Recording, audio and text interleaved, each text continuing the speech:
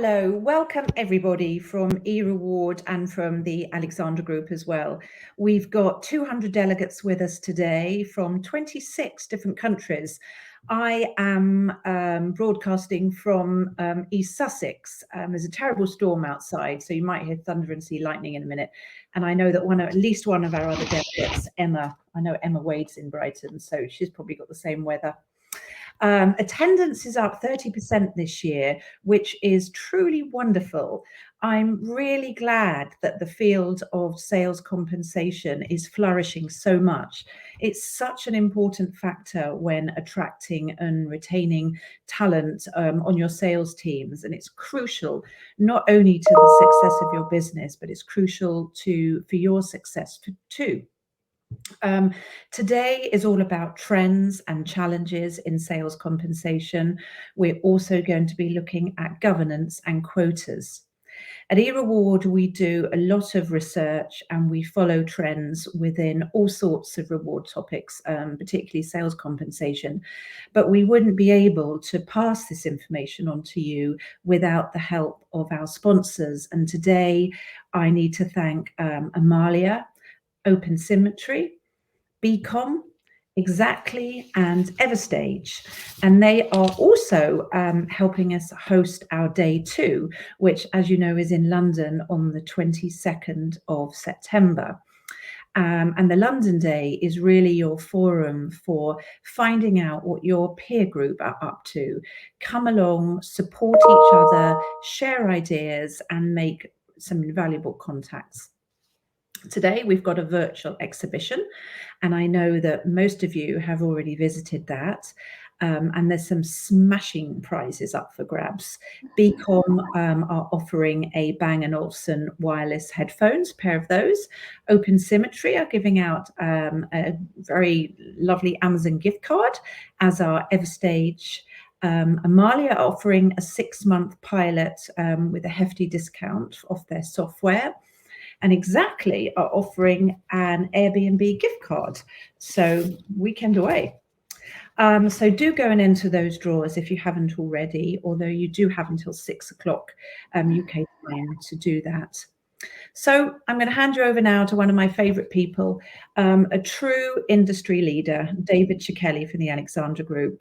He is a thought leader, he's an author, and a world-recognized expert in sales compensation, its challenges, and most importantly for you guys today, its solutions.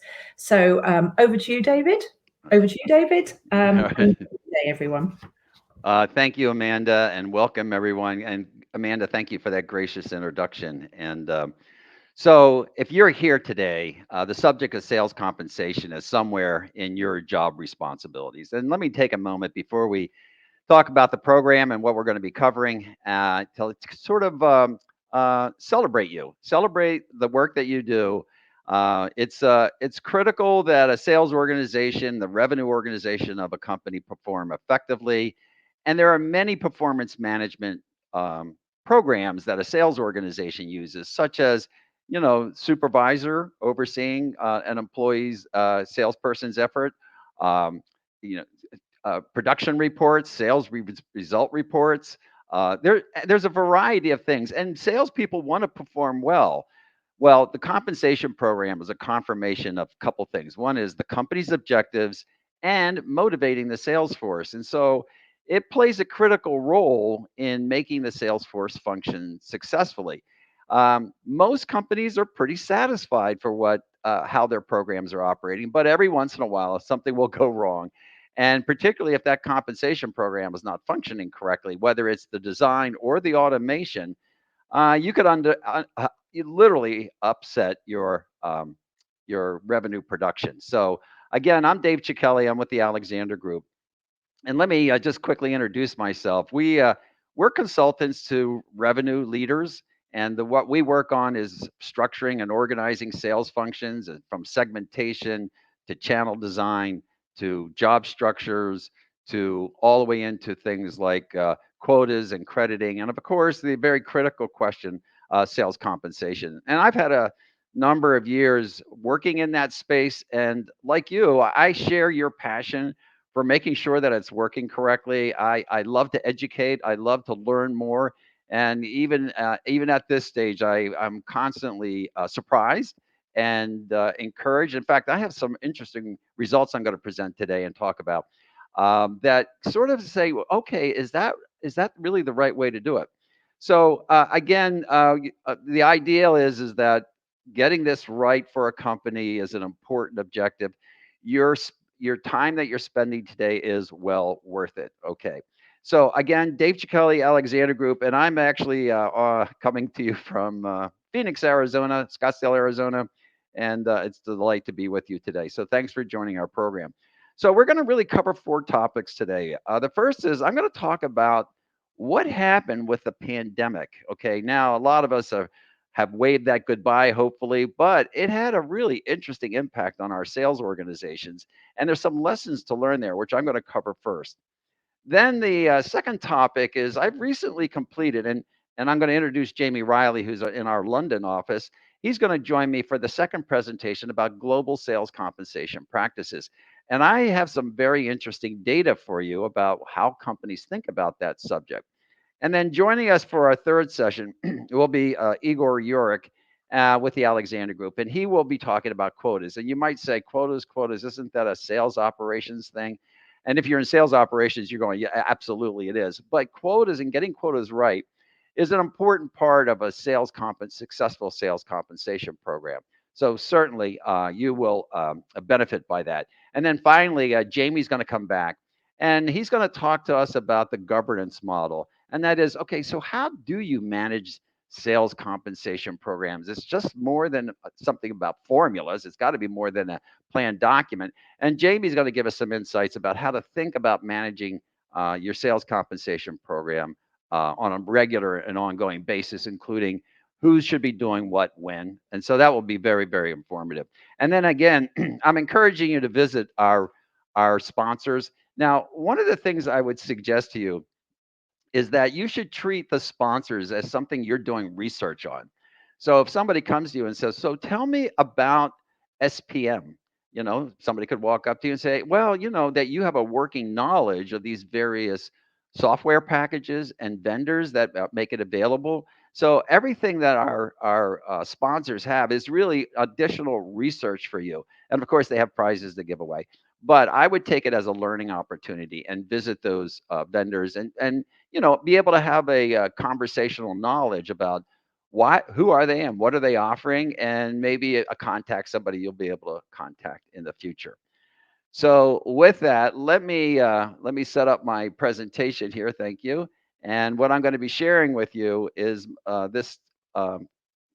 this first presentation, which is Sales Comp Trends Pandemic Recap Survey Findings. Okay, so what does that mean, David? Well, let me tell you what I have done. So when the pandemic hit, it threw everything into chaos. Some companies actually literally stopped functioning. Others all of a sudden had remarkable growth. Others just continued on as normal. So there's a question that somebody would show up to you in your office and say, "Well, what are we going to do about the compensation of our salespeople?" Now, you might say, "Well, David, that's a historical, interesting thing." However, there's an interesting lessons to be learned, particularly whenever there's a disruption in revenue. So instead of just thinking about this as the pandemic, another way to think about this is what if we get hit by a recession, which is looming on the horizon for many of our economies? And so the question is, if in fact the recession does come, what did we learn about the pandemic? And what are some of the things that we can do in terms of the compensation program for our sellers? So the I'm going to tell you what the key point is. I have a listing of techniques that you can use, what I would call pay protection. Okay.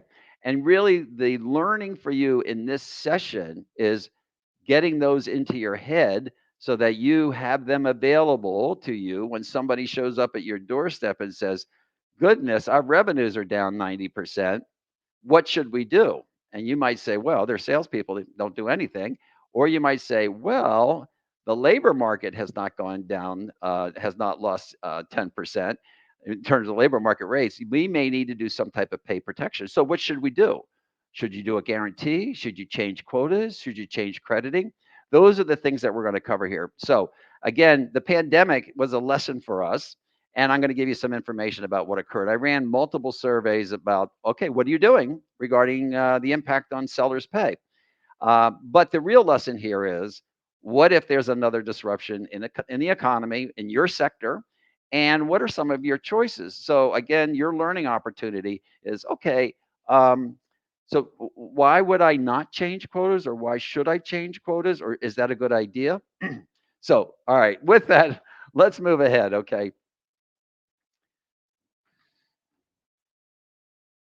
Alrighty. So I'm sorry, that's me. Okay. And if you want to read about sales compensation, let me suggest this book right here, Compensating the Sales Force. And it really kind of gives you all the basics and constructs associated with sales compensation. So if you're in sales compensation on a regular basis, you should be reading about the subject. You should be taking classes on it.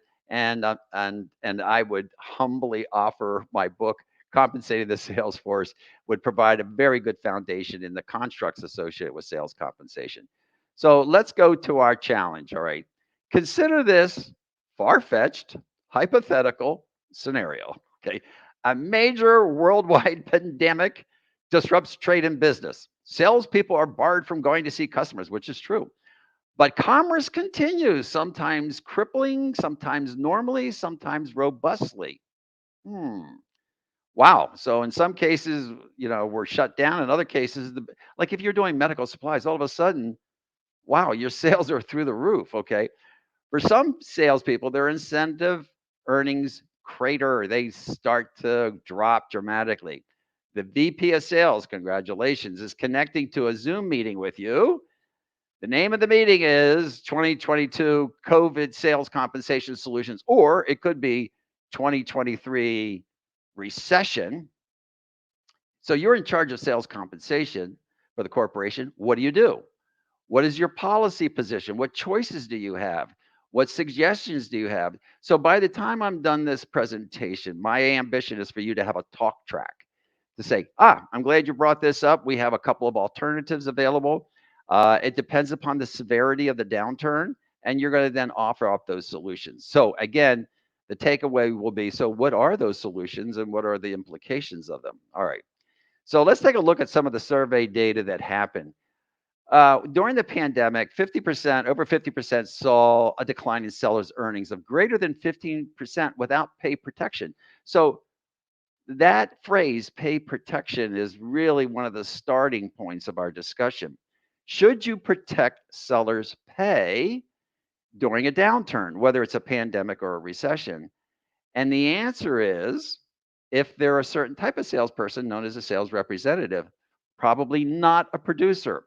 A producer is somebody like a real estate person or mortgage or stock and bond traders. But sales representatives who are representing you are purchase labor. If the labor market declines, then it is okay for the pay levels, the OTE, on target earnings of the salespeople, to decline also. However, if the OTE of the labor market is not going down, then you have a financial responsibility to maintain the competitiveness of your people's pay, thus, pay protection.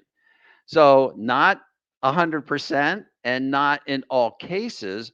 So really what this presentation is about is the application of pay protection during market disruptions. All right. So in the next question, so 64% made changes to the seller's compensation due to COVID-19. Okay. And the most popular one, and you're taking a look at this at the very top row here, the most popular one was I'm wondering, are the screens changing? My one of my screens doesn't show it changing. Michael, are the screens? Am I keeping up to date with the screens? Okay, I'm assuming that's the case. Okay, so yeah, okay, I hope so. All right, so 64% made changes to seller's compensation. Yeah, Hi, Michael. David. Yes, yeah, you do need to change your slides on. They're not changing on the main screen. So Okay, that is a problem then. Okay, thank you for coming if you on. click onto your PowerPoint Yeah. and then do your normal left, right arrow. Hold on a second here. Let me see if I can get this up. No. Oh, okay. How's this? Is that net changing? There it is. Okay. Thank you. All right, let me see if I can bring this one over. All right. All right. So thank you for helping me here. So here's the things that I covered. Okay. First of all, that was the book, Compensating the Salesforce. Thank you very much. And then the Michael, are we good? And then consider this far-fetched hypothetical scenario where people are asking, what the heck do we do? And then continuing on was, 50% saw a decline in seller earnings of greater than 15% without pay protection. And then we then made the comment that over 64% of the companies made changes to protecting people's pay. So thank you for catching me up. I'm sorry, folks, that I was not, the slides were moving on my screen, but not on your screen. Okay. Of the companies providing incentive replacement, 19% will provide 50 to 79%. So a lot of the companies did not provide replacement, but the majority, a very large percentage of them actually did. And so what the point was is that some level of protection was provided, not necessarily 100% of the incentive payment, but some portion of the target incentive amount. So that is sort of your gateway into knowing that, my goodness, we may potentially having to protect sellers' pay if some type of recession occurs or something occurs in our sector. Uh, they didn't make changes to headcount. So this was one of the interesting things about the pandemic. People did not shrink their sales force. They wanted to protect their sales force during the pandemic period. That was one of the reasons why there was actual pay protection occurring. So as you can see, we're really discussing here at the very top, no changes to headcount were made. So most companies said it's very important to retain our workforce. And then, of course, 100% of the companies who had 25% or more declining revenue did some type of pay protection. So this survey confirmed that those companies were saying, look, it's not the seller's fault. We're maintaining an OTE objective. And as a result of that, we are ensuring that we're providing some level of pay protection, particularly for these devastating shutdowns that occur. Now, normally in recessions, we don't get this large a drop in revenue. And of course, the pandemic really exaggerated. But what it did was it caused people to ask the question, so how do we protect people's pay? And what is the solutions that are available? And again, that's going to be my takeaway material that I'm going to share with you. Okay. So here are some of the details. Okay. If the revenue decline was greater than 20%, 25%, 100% of the company says, we're going to do some type of pay protection. Now, it might be a change in the formula. It might be a pay guarantee. So notice as I read from left to right, the revenue declined between 15 and 24%. 90% said we were going to do some type of pay protection. And even the 5 to 14% decline in revenue, 85% said some type of pay protection. And then some even modest declines, even that group had a fair amount of pay protection that they were offering to their sales representatives. Okay. So concluding point is, you have a downturn. What should you do about the seller's pay? Consider some form of pay protection.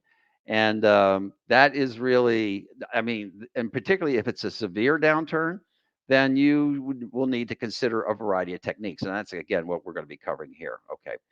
So there was no revenue decline. Some of them made some changes to their formulas. Okay. And of course, 40% said we're not changing anything. Now, some of them had increases in revenue because they were in the right place at the right time. And guess what? All of a sudden, we're paying a lot more than we anticipated. And I think some of those companies actually raised their quotas. There was just a few of them, but they said, that's pretty significant. So 20-some%, I think that's 26% or 28% said we're going to raise quotas. Others just said, okay, they're in the right place at the right time, so we're going to let them have those higher earnings. Okay. So there was another interesting thing about the restart, and that was, and I think this was really COVID specific and pandemic specific. The question was asked, are you going to do anything special to get your sales going again? And 45% said no, but 55% said, yeah, we're going to have a contest, or we're going to change our quotas, or we're going to do something to get us selling again. And so the salespeople were kind of encouraged to get back into the saddle, as the idiom might sound, and start reaching out to customers and selling again.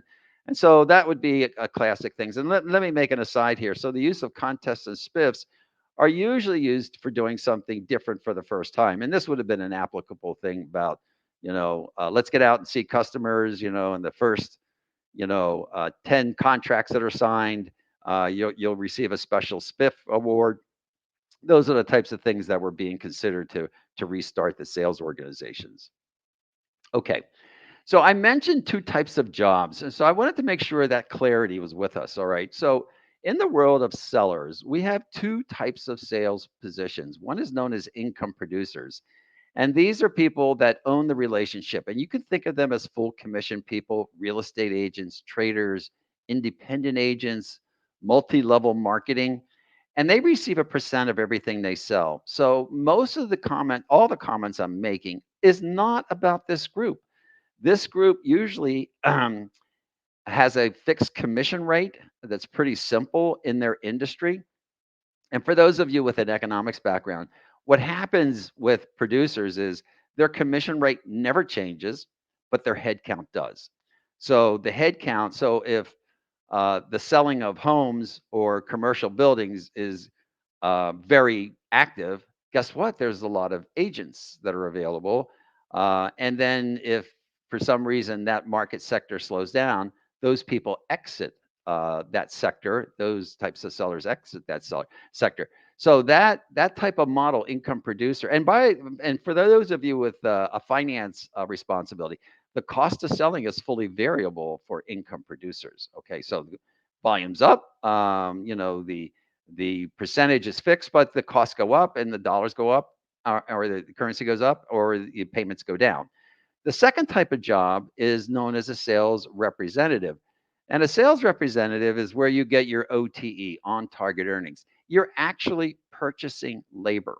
So you've bought this labor, and let's say it's 100K and it has a base of 70K with an upside opportunity of 160. So you set that 100K based upon survey data. It's a purchase point for that particular job. You split it into two pieces, a base salary component and an incentive component. It is this population, and they're representatives. They're representing your product. It's not that they own their customers. They're representing your product. Now, again, back to my finance colleagues here. The cost of the company is not variable. So on average, the average payout, OTE, should be 100,000. So what that 100,000 is tracking is labor market rates. So if in fact there's a dip in the labor market rates, then logically the OTE payouts might also dip too. Once you don't cut people's pay, but you may have a lower level of earnings on the incentive component. However, if the market labor rates are not changing, then there is an implication that you want to hold on to your workforce and at least bring your salespeople closer to their OTE, which is really the purchase of that particular labor.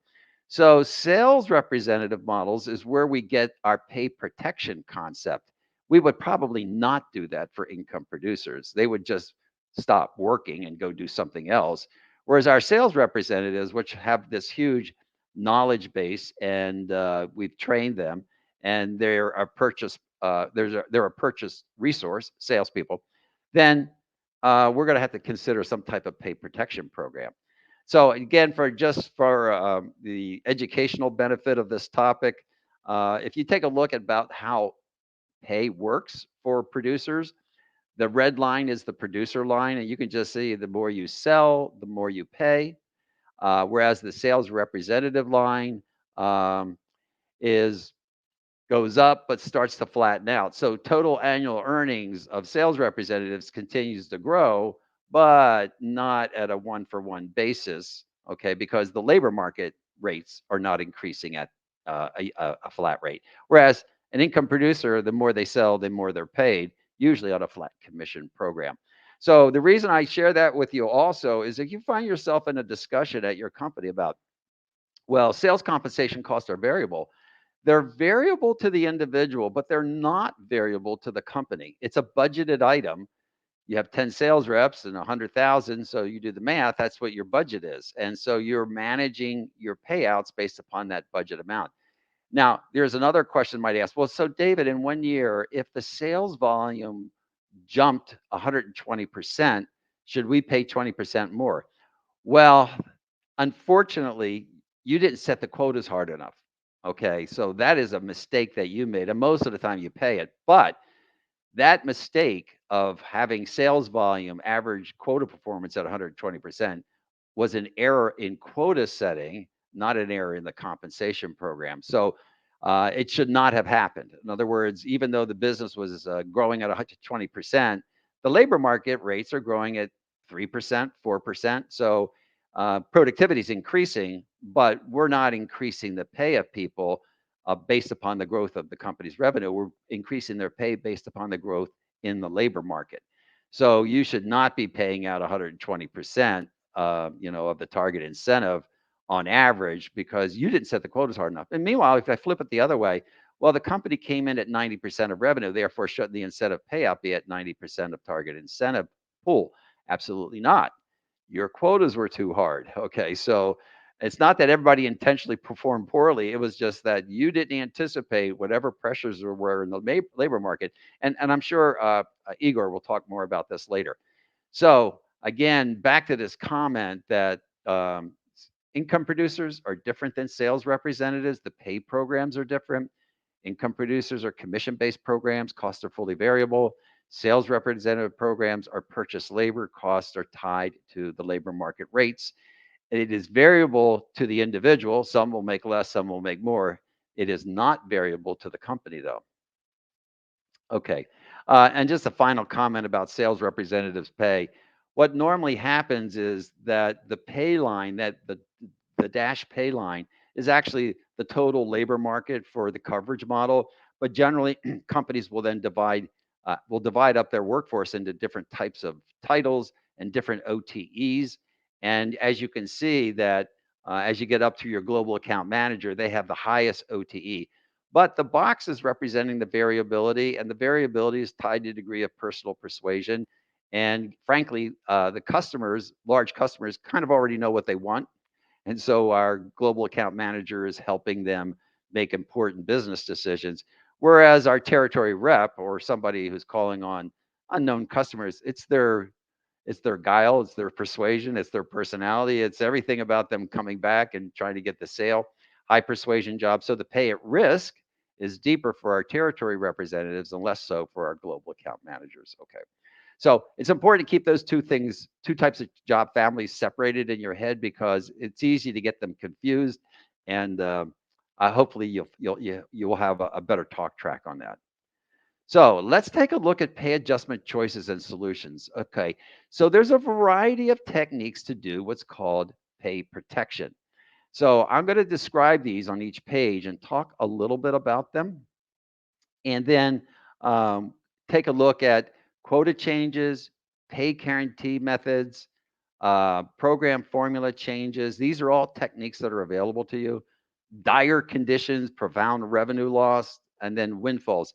And by the way, if you have questions, please enter them into the chat box or the comments, and I'll come back to them near the end of my session, and we'll read through them and see if we can answer them. Okay.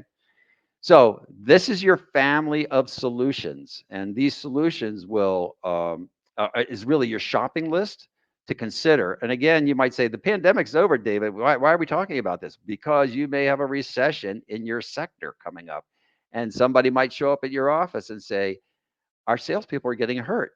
We have a supply chain issue. We have the Ukrainian problem. We have a financial crisis, and what are we going to do about our salespeople?" And you need to have a list of choices available to you that you can suggest. Okay. So the first that we're going to, I'm sorry, factors affecting pay protection. So why would you consider? So let's take a look at some of the impactful factors. There's a revenue impact. So something happened to the revenue. And that is now driving the discussion. So anytime you have a disruption in your revenue, you're going to have people asking questions. Well, what about the pay for the salespeople? Um, Many companies comment about quota and quota forecast linkage.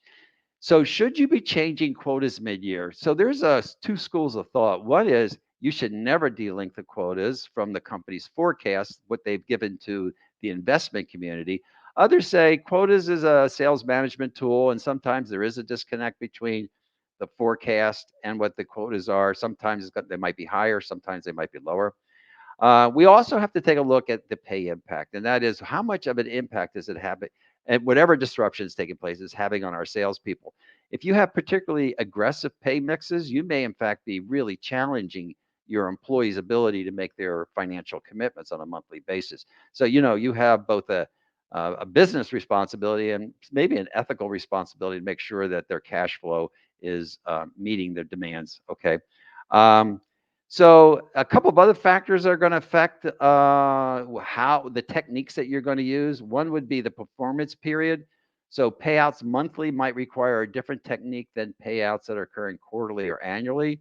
And then that is really, so that's, I'm sorry, the measurement period and the frequency payout period. And then a final thing that's going to affect your decisions is the downturn length. So if somebody says we're about to go into a recession that's going to last 24 months, you should raise your hand and say, okay, what's our strategy for our sales compensation program? So again, I'm empowering you. I want you to be able to step forward and have some solutions. Okay.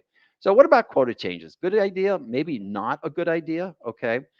Well, quota adjustments is you have a couple of techniques. You can adjust the current quotas either up or down.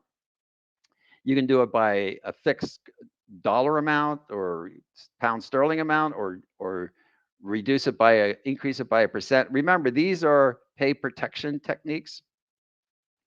Quota bridge. Here's another technique. So you can either raise or lower quotas. Another is you use a quota bridge. Now, this was kind of applicable for our pandemic because the change in revenue was so abrupt. And what a bridge is you just assume past performance is future performance, and you give salespeople credit, even though the current conditions aren't performing well. Again, you can imagine this would create challenges in keeping track of all these things. Another is a switch to stack ranking. So if you want to take your sales force and say the quotas are broken, but the performance measurement is still correct, then you can basically then stack rank everybody and then make your payouts based upon that. In fact, some companies actually use that on a regular basis. I'm not a big fan of it because it delinks the sales force from their quota obligation. So in other words, they have a quota, but how did they perform from a stack ranking point of view? But I don't want to take it off the table as a potential solution. And that would be somebody shows up at your office and says, well, we're doing terrible. And so is the performance sort of uniform terrible? Yeah, it is. Well, we could stack rank them and pay based upon their relative stack ranking performance. Okay. Another alternative is to shut down the old quota system and start up a new one. Okay. And that would be we're just going to terminate the current quotas, pay out everything that we owe on a prorated basis for the year, and we're going to requota the organization. And you might say, wow, that it will be a big piece of work. Well, if the current program is broken, that's an alternative. So you have a variety of techniques. The last one is the lower the threshold. And sometimes if you have a threshold and a whole bunch of people are not reaching and are receiving any pay, it's not a huge cost item just to bring the threshold down a little further and let people participate more in the incentive program. So quota changes. What are your choices? Increase or decrease everybody. Use a bridge. Do stack ranking. Terminate the current plan and start a new plan. Okay. And then finally, as an alternative, you could actually lower the quota threshold. All right. So that was quota changes. So that's your family of solutions that are available for pay protection. What about pay guarantee methods? Now, during the pandemic, this was the most popular. I mean, not by a long shot, but it was. And when I did the survey, I did the survey 3 times, it always came out as being the most popular method. In other words, you leave the quotas alone, but you provide some form of a guarantee. So one would be a flat payment. Everybody receives some type of flat payment to make up for their loss of income because they're not reaching quota. Another technique is to guarantee a percent of target incentive. You might say, no matter what, you will receive a minimum of 80% of your target incentive, even if you perform below that. You could flip that as a math and just say, we will use the base salary. We'll guarantee you 15% of your base salary. Another technique is like we did with the quotas, you could do a trend line. Whatever you were earning in the first 6 months of the year, we're going to continue that as a trend line and you'll continue to earn at that level. And then increase base pay temporarily, which is very clumsy, and I wouldn't recommend doing that. But now you go, oh my goodness, David, I'm not comfortable with some of these. It's okay. What I'm doing is I'm giving you the master list. The first was the master list. Again, it's under the category of pay protection. The first list was but what you could do with quotas. Okay, now I'm not trying to steer you to one technique, but I tend to favor the pay guarantee methods. Some percentage of target incentive is probably one of the easiest things to do and one of the easiest things to communicate, and was probably one of the more popular things during the pandemic. But you should not take any of these things off the table because they're all potential ways of saying, hey, we just got hit by a bad recession or a disruption in our economy or in our sector or in our a family of products that's abruptly changing the pay outcomes of our salespeople. And I know someone finances say, well, they're salespeople, they should be accustomed to it.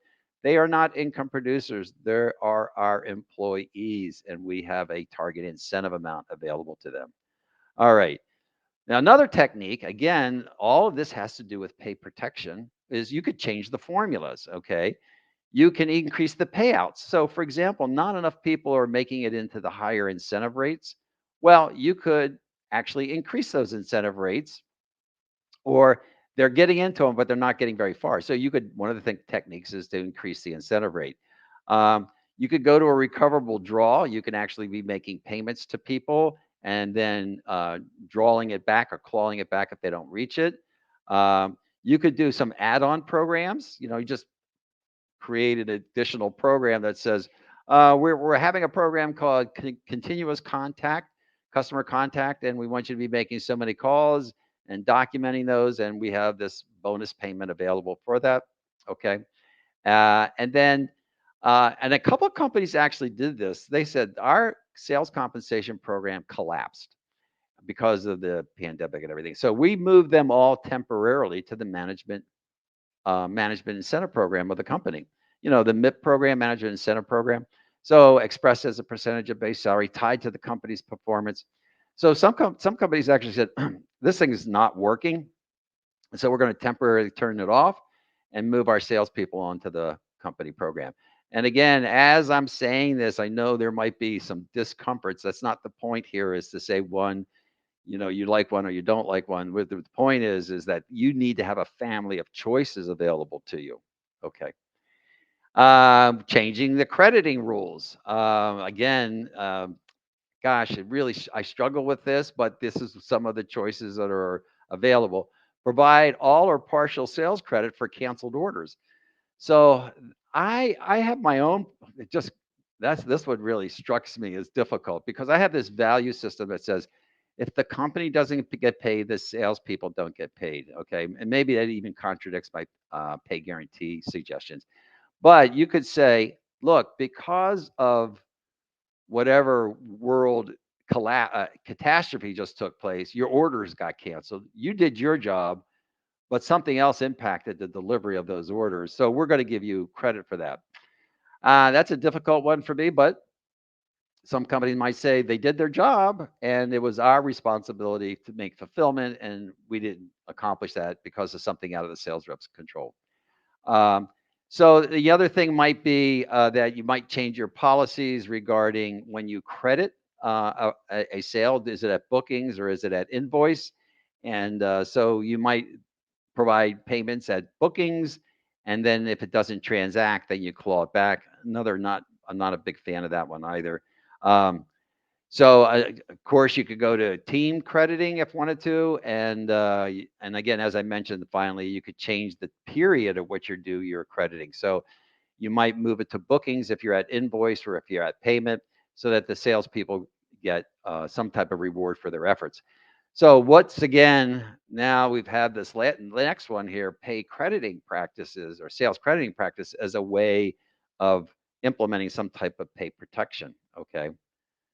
Well, what about dire conditions, profound revenue loss? Okay. Now, all of a sudden, your business is something as terrible has happened. And it's really kind of interesting, particularly some of these tech companies have been growing really fast. Like I just as an article yesterday about Netflix was cutting back their expenses, their headcount.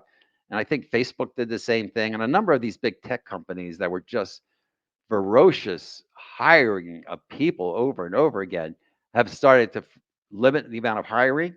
And they're starting to have issues with how much revenue is coming in, the contract revenues and things like that. So whenever there are salespeople involved, how's that going to affect their pay?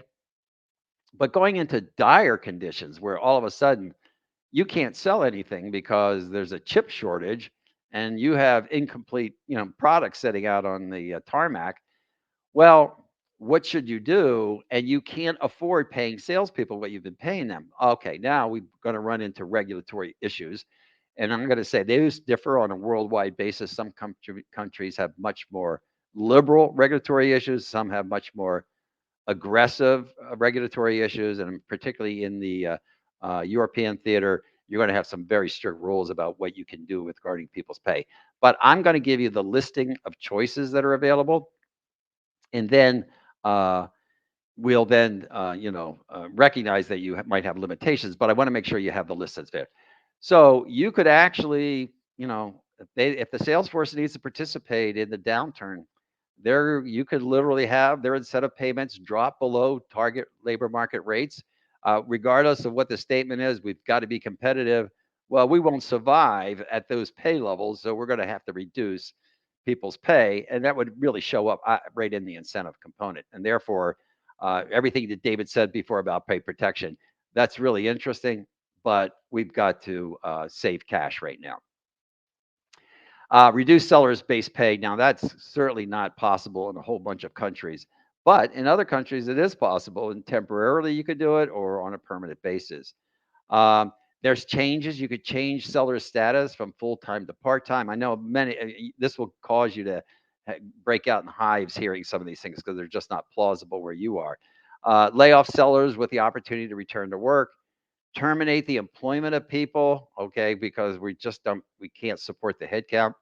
And so those are all the sort of dire conditions solutions that are available. So, asking people to, give them a termination package. I know it all sounds just awful, but in some cases it's required. Okay. What about windfalls? This is a happy subject. What do you do if all of a sudden the revenue takes off?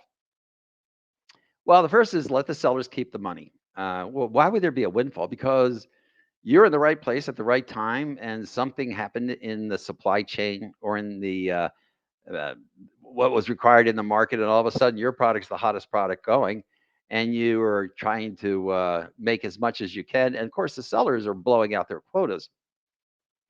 You could increase quotas. Again, that would be challenged in certain regulatory environments. You could place a cap. And all of these have regulatory implications. Windfall order policy, that's another way of protecting the pay program, is if there's any types of windfall orders, provide some type of windfall policy. By the way, that's just a good rule generally for all compensation programs, is that you have anytime there's an order larger than XYZ, this percentage of it will be attributed to the quota, and the remainder will be paid out under this sliding downscale commission program. And that way, you don't allow mega orders to disrupt the quota system. All right. So, and of course, you could lower the formula rate itself. Again, all of these are challenging things to do. And probably a lot of people would say, gee, I'd just rather let them have the money. That would be a nightmare. So here are the tools that are available to you: quota changes, pay guarantee methods, program formula changes, sales crediting changes, addressing dire conditions, and then windfalls. So the takeaway here is that from all of the, let me go back to this. So with all of, whenever there's a disruption, you have tools available to you. And in some cases, your company might say, we're not going to do anything. And, the salespeople will just have to live with the rest of us. And we're not going to be getting bonuses, and they shouldn't be expecting to get the increased incentive amounts. And, it's probably a pretty valid position to take. If it's very disruptive and very, traumatic dramatic drop in revenues, not caused by the company's performance, then there's some consideration for pay protection. So, what was the takeaway about COVID? COVID produced a really major upset, and companies stepped forward and say, we're going to do some form of pay protection. So, I'm leaving you with those words, pay protection, not something that should be done often, and it should be pretty challenging conditions and take in the factors that we talked about. As a side note, I was asked to survey this, so I asked by the way, I do surveys every year, multiple surveys, and to find out, what are people doing about their compensation program. Others do pay surveys. I do practices surveys, and as you can see, I asked the question: Are you going to do a recognition program? And these are the things where everybody gets in the airplane and they go to a resort, or they get in their cars and they go off to the coast. And what happened with COVID, everybody goes, wait a second, we're going to have to change what we do. And my sense is that in 2022, this year, the programs that people had, President's Club or national or international sales meetings, all of those were curtailed in one fashion or another. Either they were eliminated or they went to some type of virtual event. But I don't know, but I'm expecting that some of those will start to kick back in again for 2023. So I'm standing by like you are, wondering, will companies start to, reintroduce those annual events that sales organizations typically thrive on?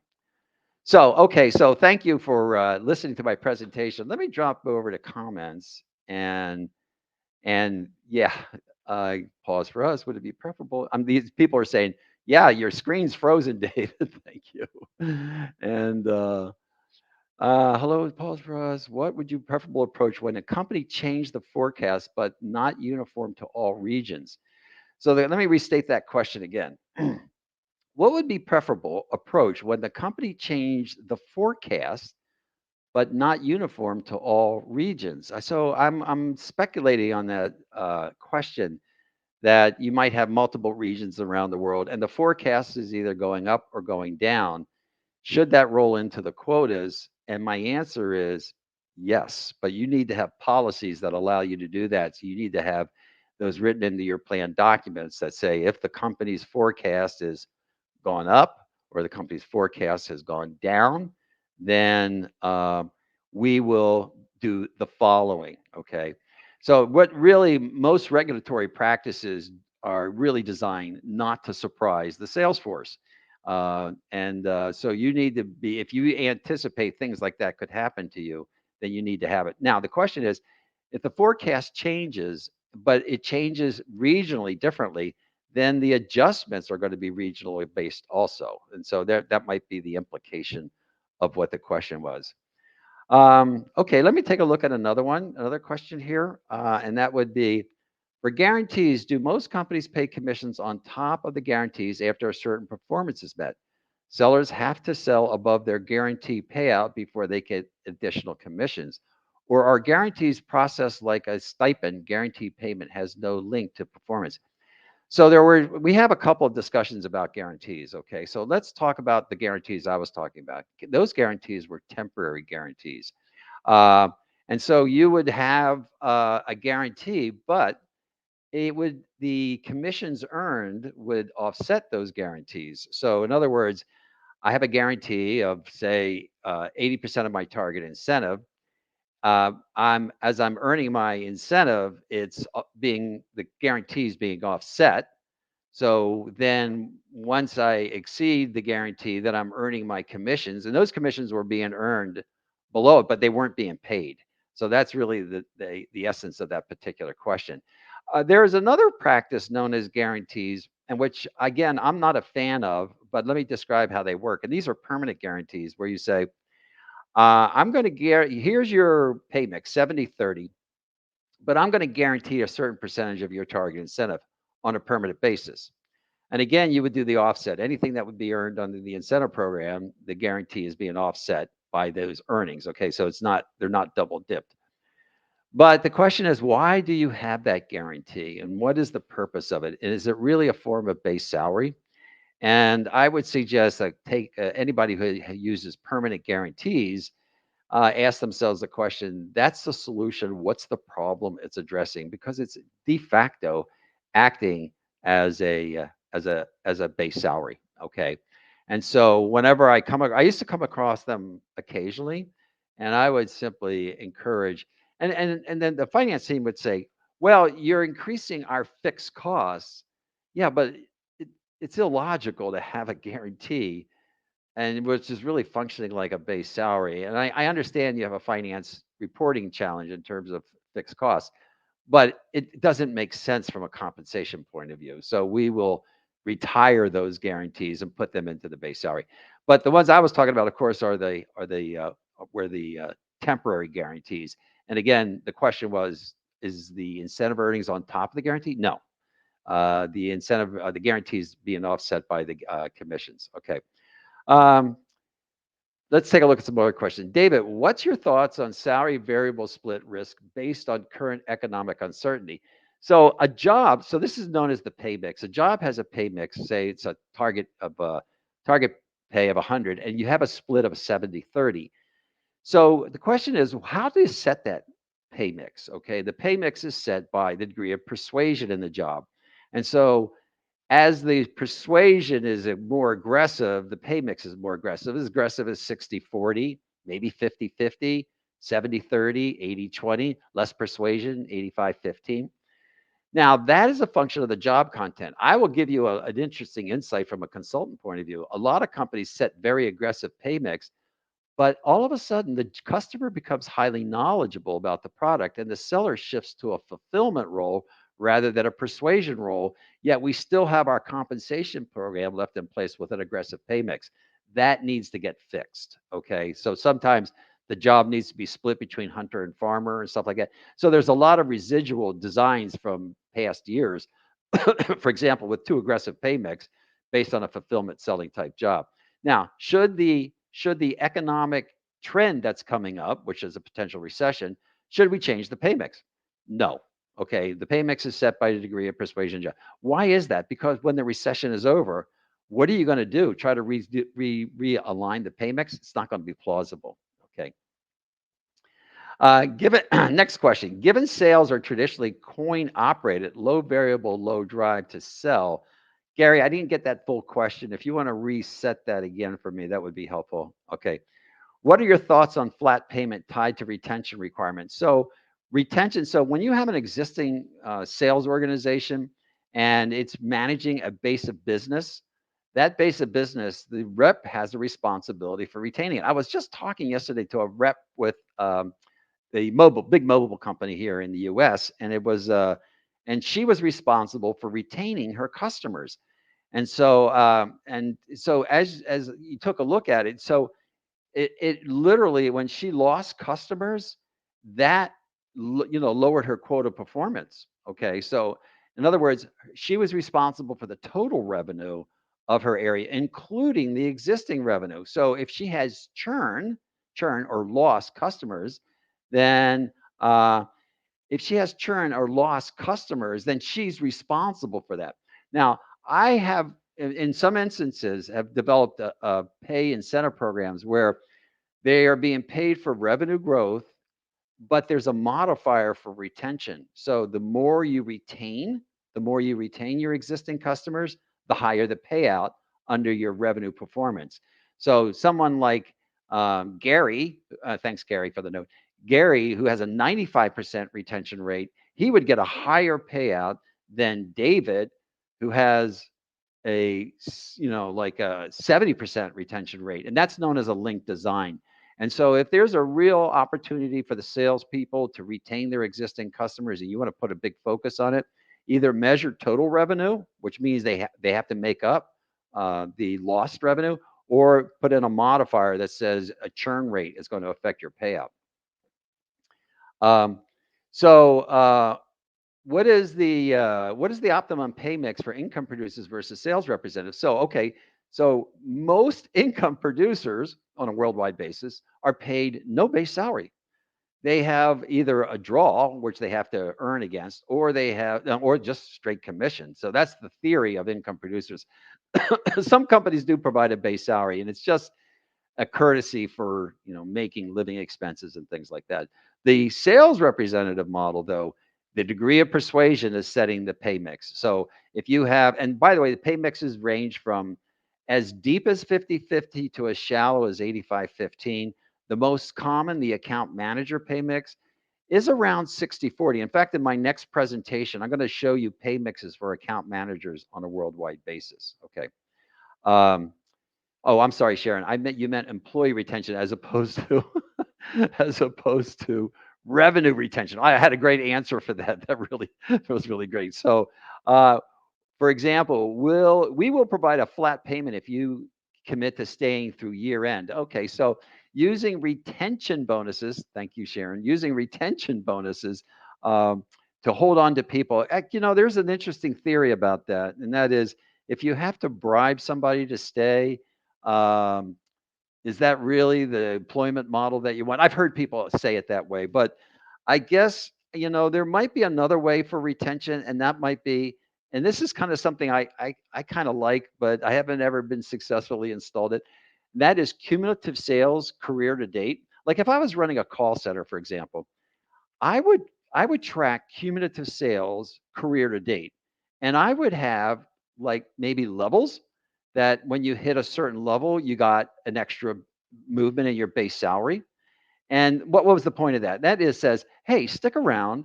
The more you sell, the higher your pay opportunity, and it's based upon your total revenue performance. So I kind of like that idea. I haven't implemented it anywhere, but I always thought that that was a great way.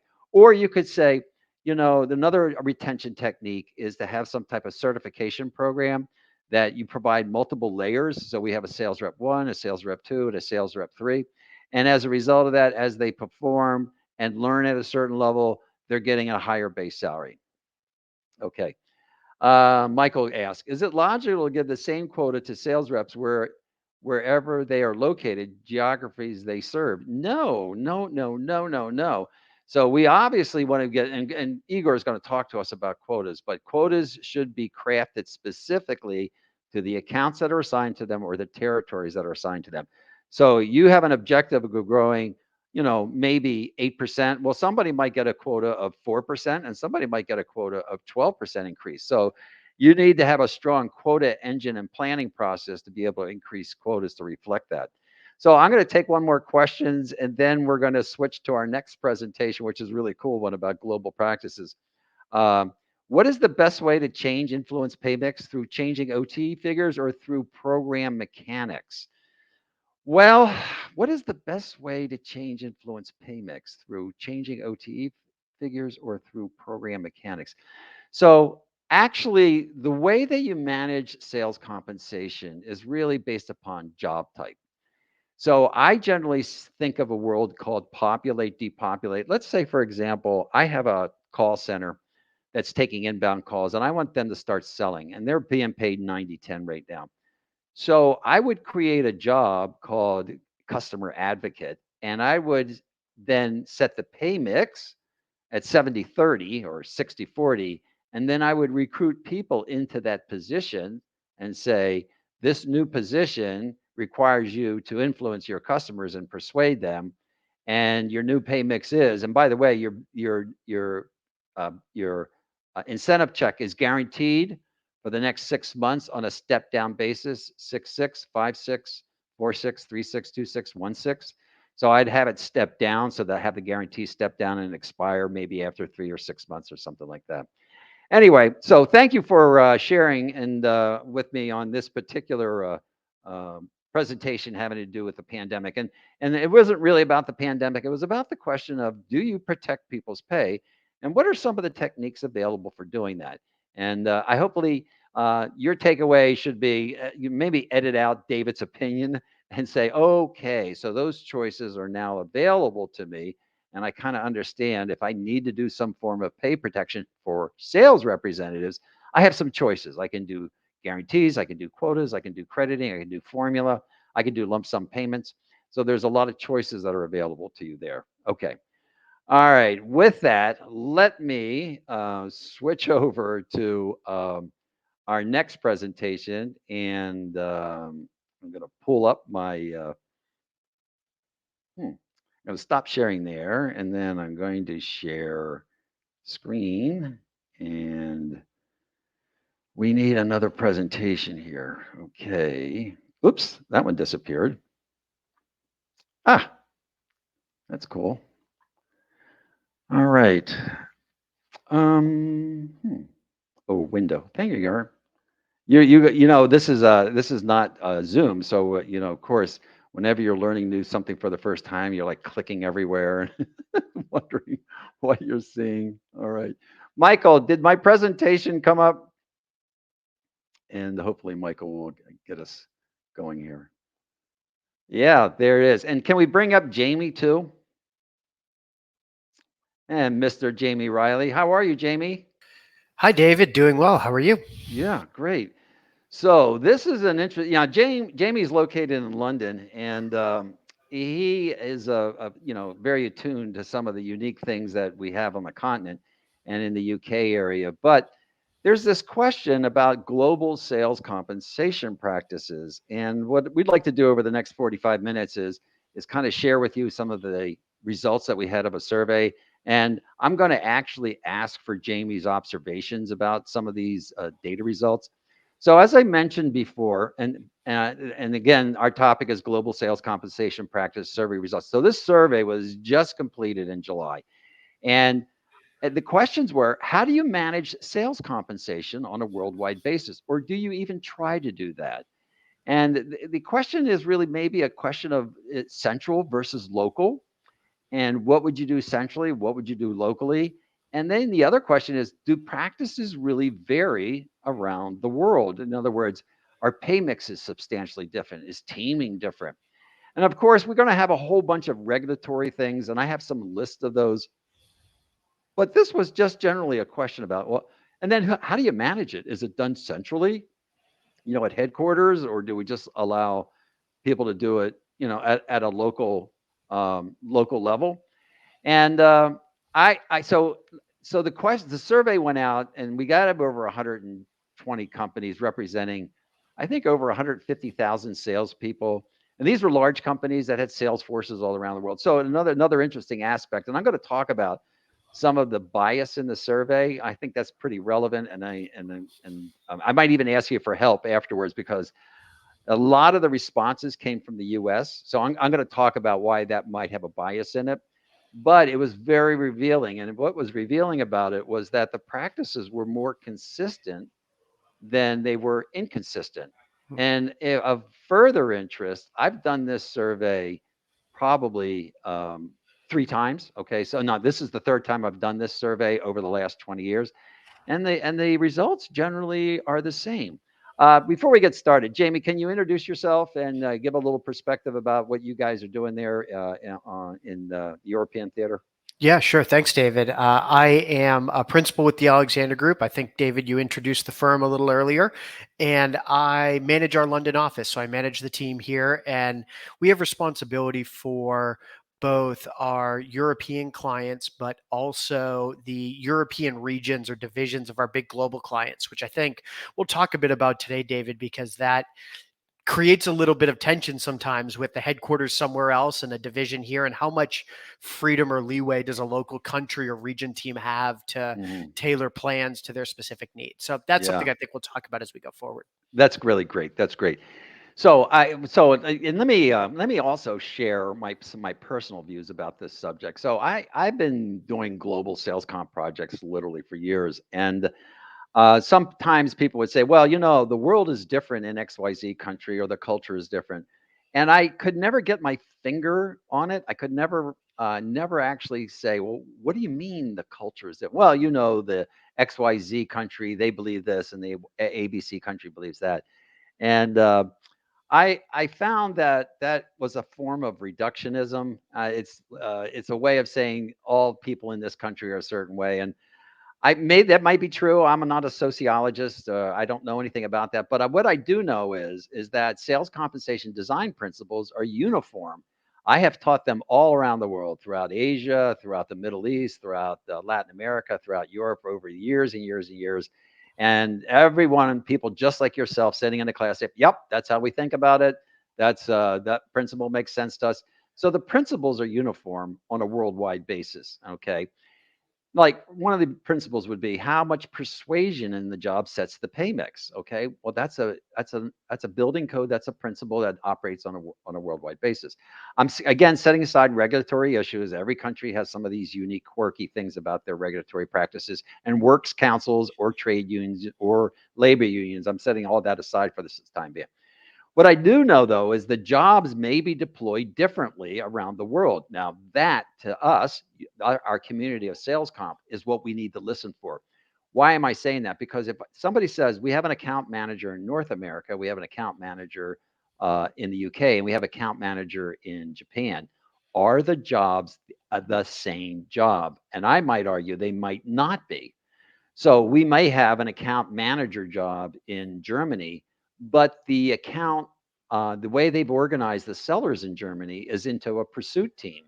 They don't actually have individual accounts. They have a district. They all work together on it.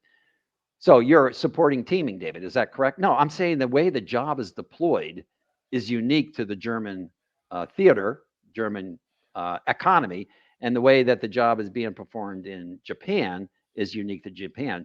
So the principles are constant, but the job deployment practice may differ, thus changing the nature of the compensation. Would you agree with that, Jamie?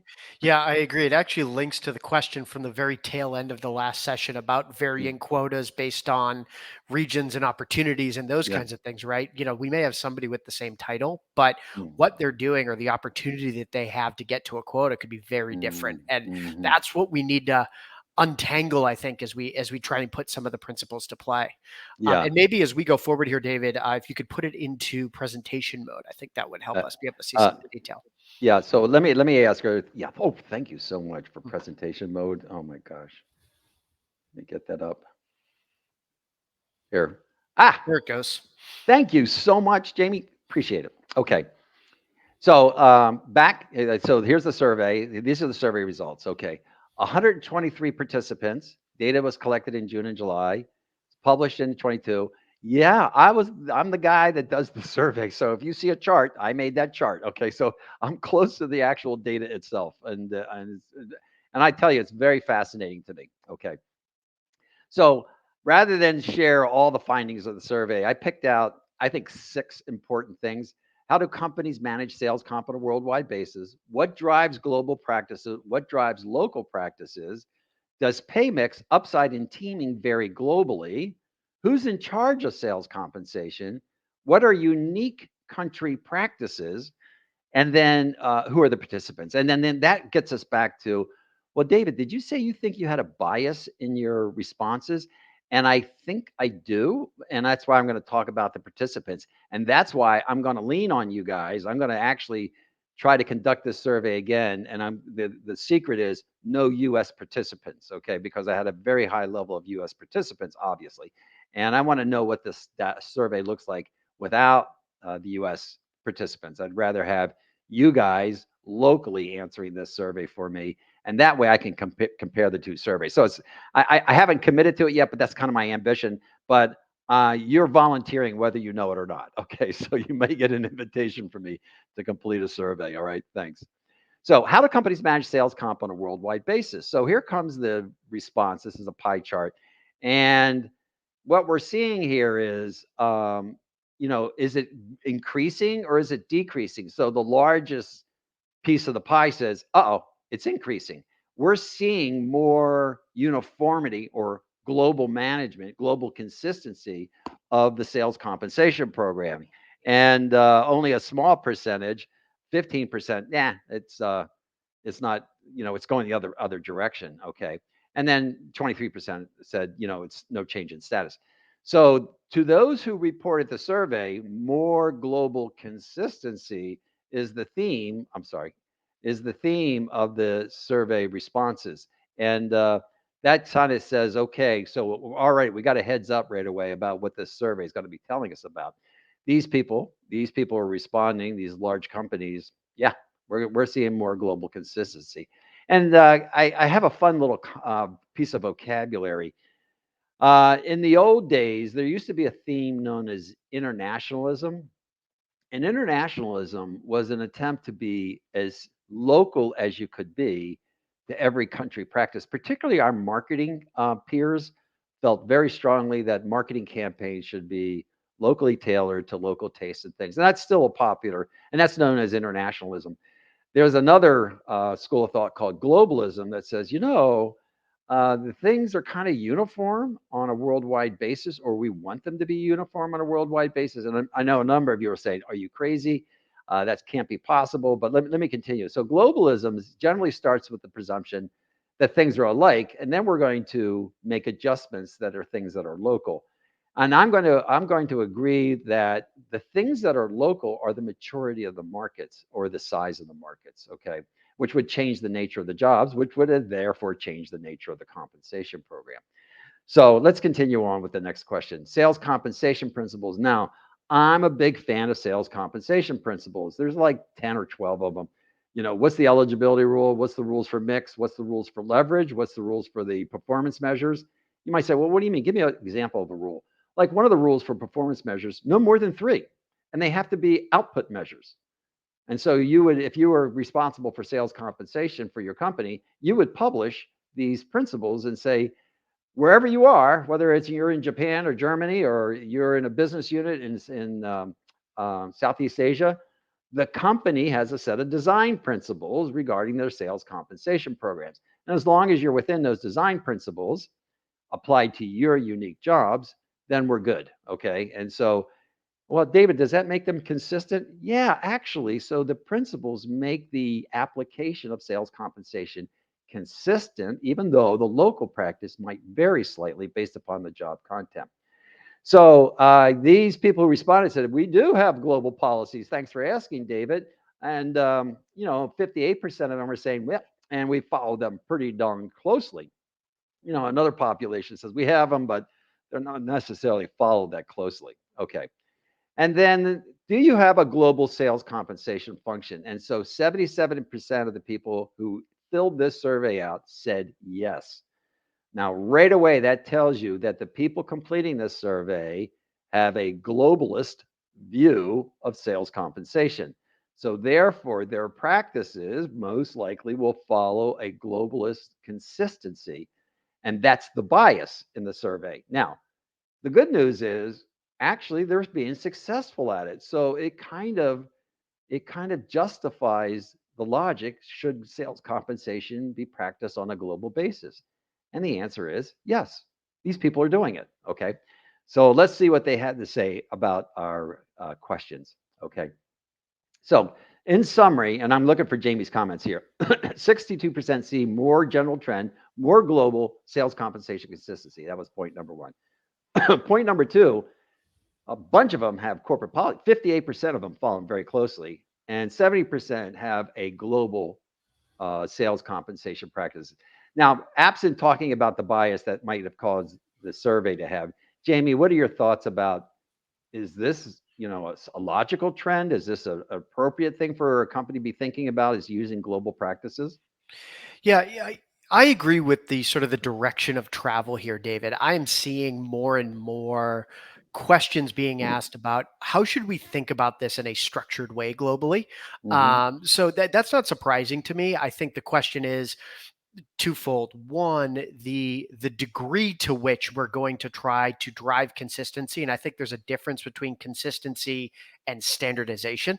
Yeah. And then secondly, to your point earlier, what are the factors we use to make those choices? So generally agree with the direction of travel, though.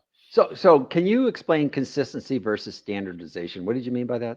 Yeah, so standardization in my mind, and this is where I see pushback from our clients and community members here in the UK and in Europe, would be you will use this measure, full stop. right? Ah, Versus we will use the following criteria to select the appropriate measures, whether it's job-based or market-based or those kinds of things. So ah. I think it's an important distinction because there is some daylight between those two concepts. I like that phrase. So standardization, no, but localization based on, consistency based upon principles, yes. Yeah, I agree. Yeah, great. All right, what drives global practices? What drives local practices? So this is a yin yang question, and what you're doing and what we're asking here is, okay, so global design consistency, what's driving that? What's the driving force? Obviously, in this case, we have global leadership. So some organizations have a very closely driven corporate global leadership, and they're saying, you know what, we're going to do this in a not standardized, but in a consistent fashion. Just the practice of the organizational structure and also the job design makes this consistency and not standardization, as Jamie correctly identified, is saying, yeah, these are the factors that are causing us to say, why do we have all these various programs around the world? There is, we don't need them that way. We can put together a governance model, which Jamie will cover later on, and we're going to adopt uniform global principles. And so it's kind of, but what about the other side of the coin? People are saying, wait a second, we got some issues here that warrant local autonomy. And that would be your classic same, go to market reality. So I get it, but there's something unique about us in Japan. And I'm not going to say, and I think the thing that really struck me here is all the way at the bottom. That's what's really important about this chart is local culture. So that was a very favorite argument that was held years ago that says, our culture is different than your culture. You Americans are cowboys and cowgirls, and we in Europe are more of a collaborative model, and in Japan it's this, in China it's that, and so there was this try to be some type of sociological application. I think that's really fallen out of disfavor as a way of making decisions about management practices and compensation practices. So again, we who are designing and helping our revenue leaders, we're not being pulled into an argument that says that certain nationalities have certain behaviors. That may be true for their celebrations or maybe how they interact in their families. And there may also be some implications in the workplace, but until it shows up in the job design, it's more of a curiosity than it is a determining factor for deciding how to reward people. So again, job content and the implication is we have a uniform set of principles. We don't have standard designs. We have consistent designs consistent with our principles. And so the summary here, sales compensation reflects management objective to use similar practices on a worldwide basis. Sales compensation needs to support local sales deployment models. That's the job specific. And only 17.9% recognize local culture as a design consideration. So Jamie, your thoughts? What I found interesting, David, when we were going through these slides in prep was that reasons number 2 and 3 were the same for globalization and for localization. And I think what that says to me is for everybody that's in the session today, you have to know what kind of organization you're operating inside of. Is it one that tends to lend itself more towards that globalist versus that internationalist point of view? Because it is the argument made for going down what are two fairly dissimilar pathways here. Yeah. Yeah, very good. Yeah, you know what? Here's some of the tricky questions that are asked.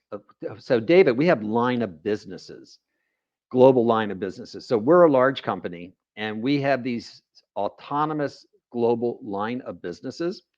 And those global line of businesses have their own management model and their own set of jobs and their own set of practices.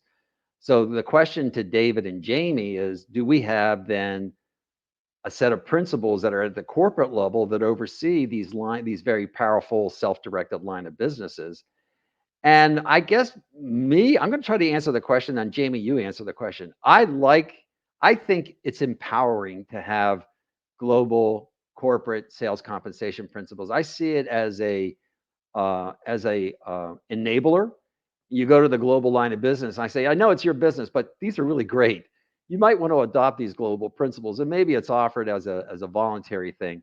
So I'm sort of a fan of that. But the alternative is to say every global line of business, which is independent of the other global line of businesses, can adopt their own set of principles that they tweak, to reflect their management imperative and their deployment model.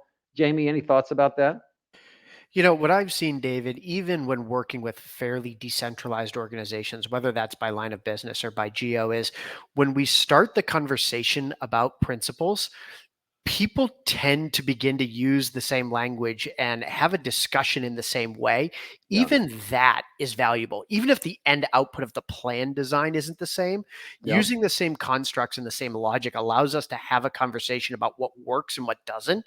And that has value in and of itself, even if the plan designs come out differently. So I Right. think there's value to even just having the discussion in a structured way. Got it. Good observation. All right. So now these are the great questions. Pay mix, upside, and teaming, do they vary globally? I'm going to cut to the chase. No, they don't. What? No, they don't. Okay. And I've done this survey multiple times. Well, David, is that because of the bias in your survey? Well, maybe. But let's take a look.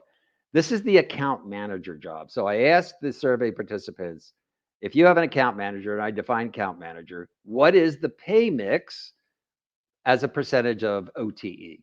And so we see the Canadians, who are, for some reason, just have the most aggressive pay mix, and Japan the least. Oh, that seems consistent. The US has high, but look at the variance. It's only 5 percentage points.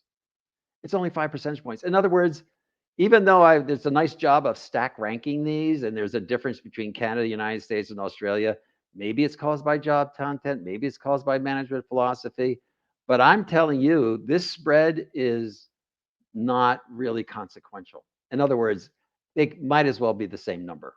That's how similar they are. So the respondents to this survey, and I think 70% were US based, are saying, our account managers in these various countries this is their pay mix. And all of a sudden you amalgamate all this data, and what it looks like is, oh, that's interesting. The pay mixes are pretty much alike. Okay. All right. And I'm going to be curious what Jamie thinks about this. And Jamie, you're allowed to disagree. Okay. Upside earning potential. Now, this really confused me, and this is a hard chart to read. So let me just kind of describe how to read this chart. Across the top is what's known as leverage. Leverage is expressed as a percent or a multiplier of the target incentive amount. So if you and I were having a conversation and I said, well, okay, so the job as an account manager, 70-30. What's the mix? You might say, well, it's 1.5 or 2x or 3x. So what do you mean 3x? Well, if you take the 30 times 3, that's 90, and add it to the 70, which is the base, that gives us an upside earning potential for the 90th percentile people of 160. So this ratio, 1.5, 2x, 2.5, 3x. So what is this chart saying? So I have all these countries, but let's just take a look at France for a second. The respondents said, oh, for our account manager, some of us, 6% of us, have a 1.5x, hardly any upside. And then there was 13% that had, a 1.5 to 1.9x. And then there was a bunch between 2 and 2.5, 2.5 and 3. I'm looking at the larger chart here to the right so I could see that. And even some had greater than 3x. Well, I was kind of shocked to see that. So what that means is that within a country, the upside earning opportunity varies dramatically. Now, then you push back and say, okay, what could be causing that? Well, it could be market sectors. It could be competitiveness, because these are different industries reporting into the same survey. But now I look all the way down the chart, and country after country after country have different upside earning opportunities. And of course, I haven't sliced the data close enough to be able to do it by sector, but you might think that the tech companies probably have an aggressive upside earning opportunity, and maybe consumer staples has less. But I guess this is the first time I've ever asked this question on a global basis, and I was kind of surprised that within a country, companies will have various different upside earning opportunities, adding the comment most likely consistent with their labor market. So that was not what I was expecting, but actually think about it, kind of makes sense, that upside earning potential is not uniform and it does differ. But as you can see, there is consistency across all the countries in the fact that the upside earning potential is not consistent. So if that makes sense. Okay. Anyway, I was kind of surprised by that finding. Okay. What about teaming? Well, right away, about 56% says, nope, we don't do teaming. Okay. And then 44%, yes, we do teaming. And then the question was, well, do you do teaming everywhere? And so there are some companies that have like more than 5 countries with teaming. So there are some companies that says, we have a teaming component in our compensation program, and we use it on a worldwide basis. So back to Jamie and the principles, there may have been a policy statement that says that 15% of the incentive is to be reserved for local team performance. And so that's how that data might have appeared like that. Or the more plausible would be in this particular country, the revenue team, the salespeople work as a team, or our particular product requires a team effort, all justifying a team component. And then there's a whole bunch of companies. Well, so how much is this team component worth? And not much. Okay. So you can say, yeah, for the companies that did have a team component, so the 44%, so what percentage of the target incentive was reserved for teaming? 17% down to 12%. And really, again, the variance amongst the countries is so narrow that I could just literally say, if you're going to have a teaming component, it's probably going to be about 15%. That's probably, and remember, this is a median observation. Of course, there's those with greater and lesser amounts, but 56% don't have teaming, 44% do have teaming. The average teaming element, if used, is about 15%. I think that's how I would summarize it. But my big takeaway was there wasn't a whole bunch of variance from country to country in terms of these practices, pay mix and upside earning opportunity and teaming. So that should give us our summary observations here. Pay mix. Yeah, Canada had the most aggressive pay mix. Thank goodness it wasn't those crazies from the America. Pay mix variance amongst countries is modest, 5% or less. So, there is a difference, but it's pretty modest. Upside earning potential is all over the place from, even within one country, the variance is pretty wide. More than half do not use teaming.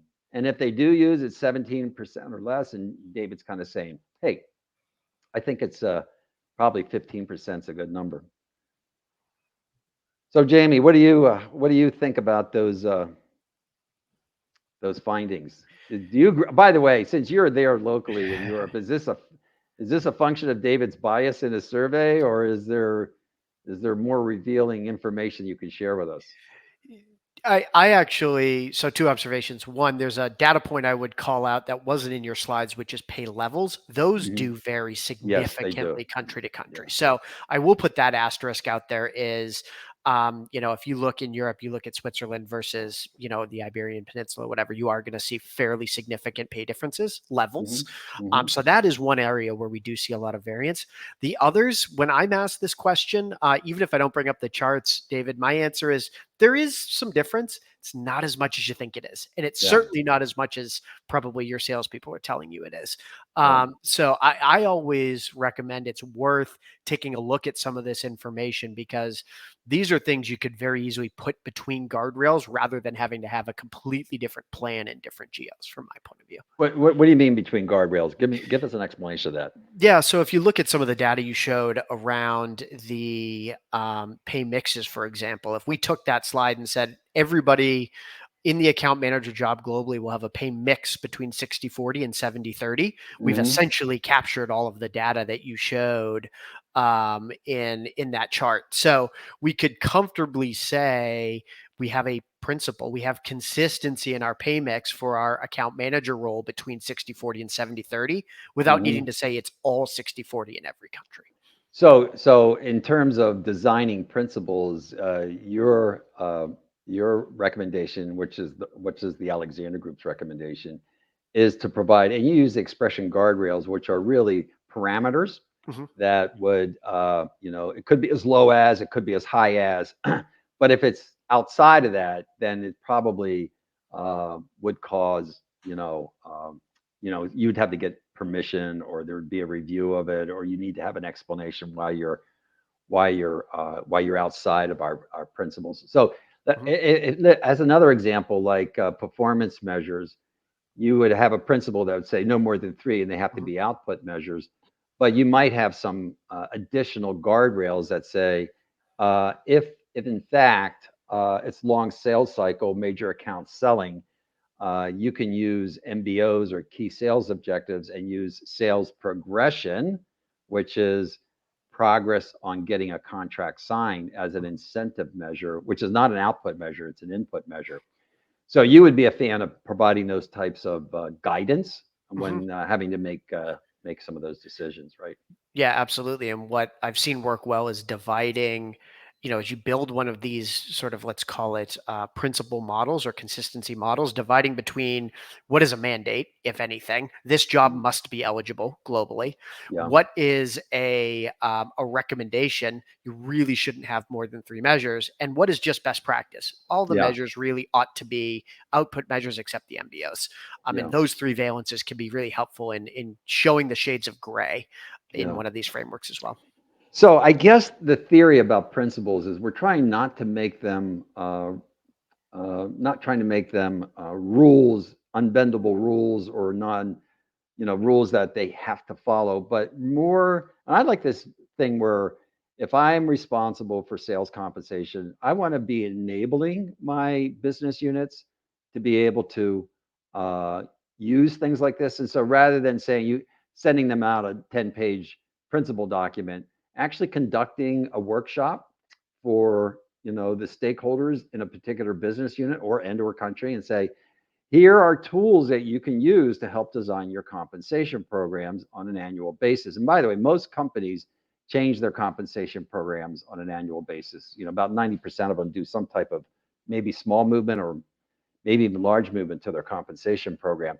So these principles are not really to be, I would not use them as policing techniques, but I would use them as enabling. And the best sales compensation designers are people who have been educated. So if you think about, say, a region manager who's responsible for, say, EMEA, and he or she has a team of executives that are helping manage various sales teams in different countries, they're going to be thinking through their compensation programs for next fiscal year. It would be really excellent of you, those of us on the call, to actually have a 1-hour education session with them about how to think about sales compensation and what are some of the company's principles that they can draw upon to do as they review their compensation programs. You're maybe educating their HR partners too in finance as part of this education program. So you become an advocate for best practices. Thoughts on that, Jamie?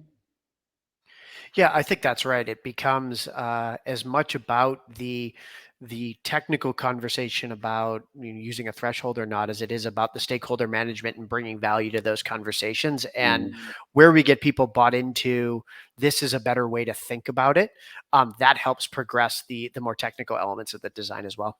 Yeah, excellent. Okay. All right, who's in charge of sales compensation? Okay, well, we got a lot of players here. Now, I've got a whole bunch of charts. I'm going to spend time displaying one of the charts, and then without going into the details of the other charts, just drawing what the conclusion is.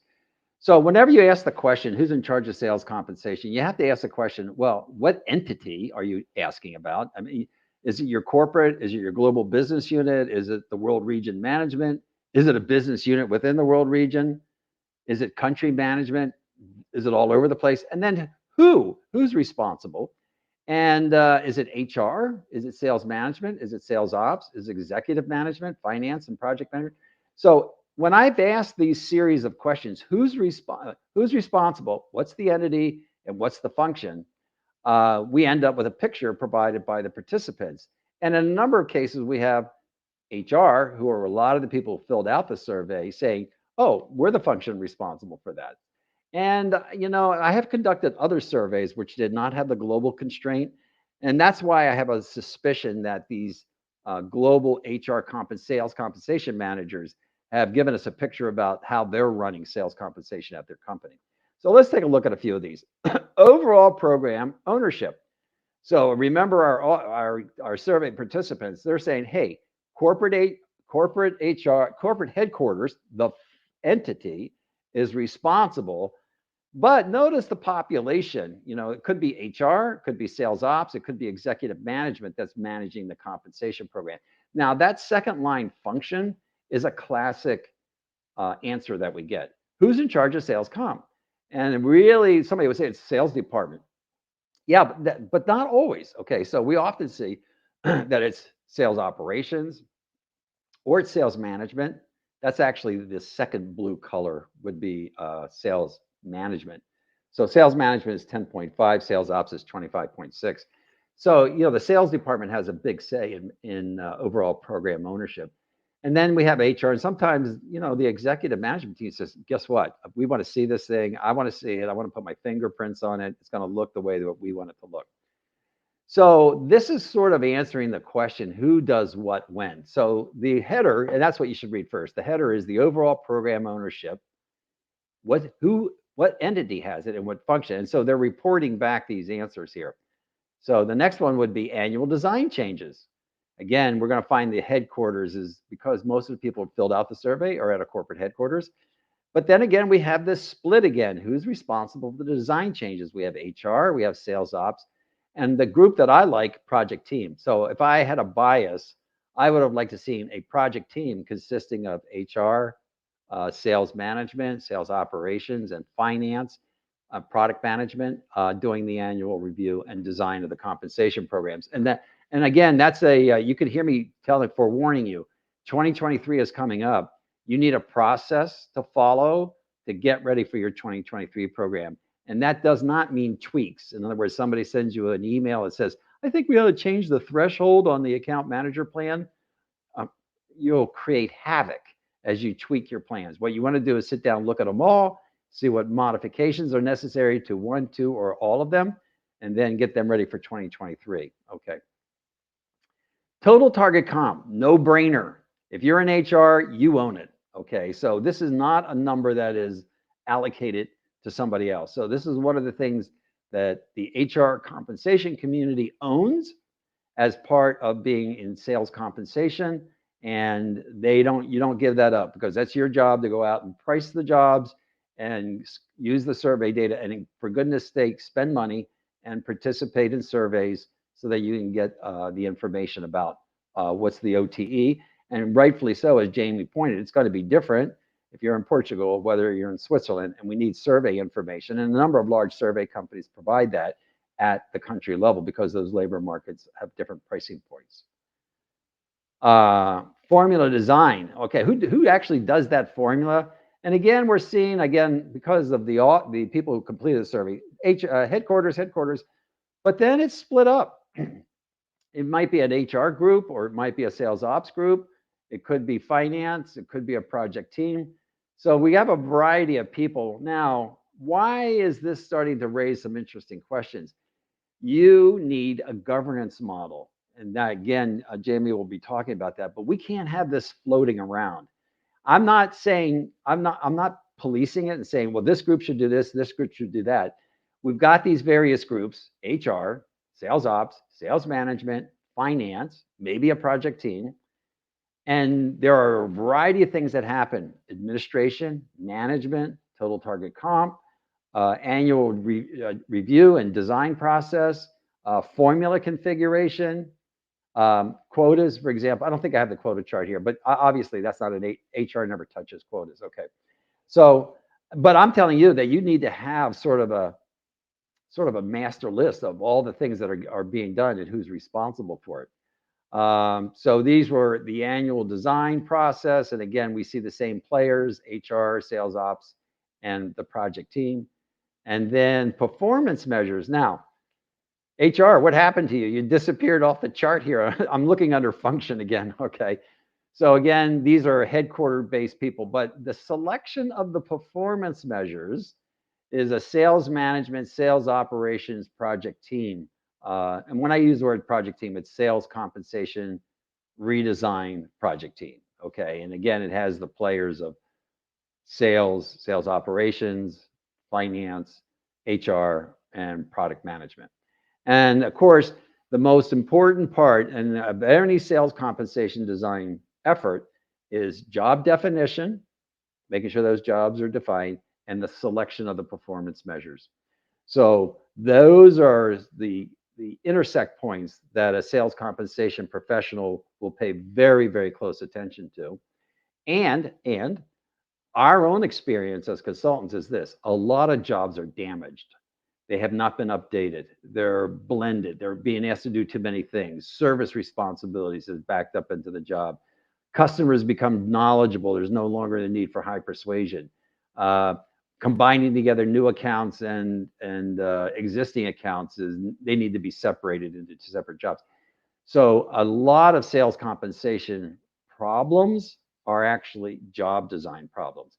And then the second point I'm making about performance measure selection, that's why I like a project team, because these are constituents. So finance has an issue. Sales management wants to be getting revenues or maybe holding on to accounts. Product management wants their products. They need to all sit in a room together and say, we're agreeing for the account manager that the measures for their particular job is number one is volume, number two measure would be product mix, and number three measure is profitability, and they would be weighted accordingly. And then that whole group decides on those performance measures. Overall quota ownership. Okay, so that's a sales ops program. I'm looking at the bottom left of the bar function. Sales ops usually owns the quota system. Okay, but there are others, sales management, that's the leaders, and finance. Day-to-day administration. Again, we're looking at the function. It's primarily sales ops is doing that. I'm surprised that HR would be doing day-to-day administration. I would figure that would be a better thing for sales ops to do, but maybe it's an issue of, who's watching over the administration of the program.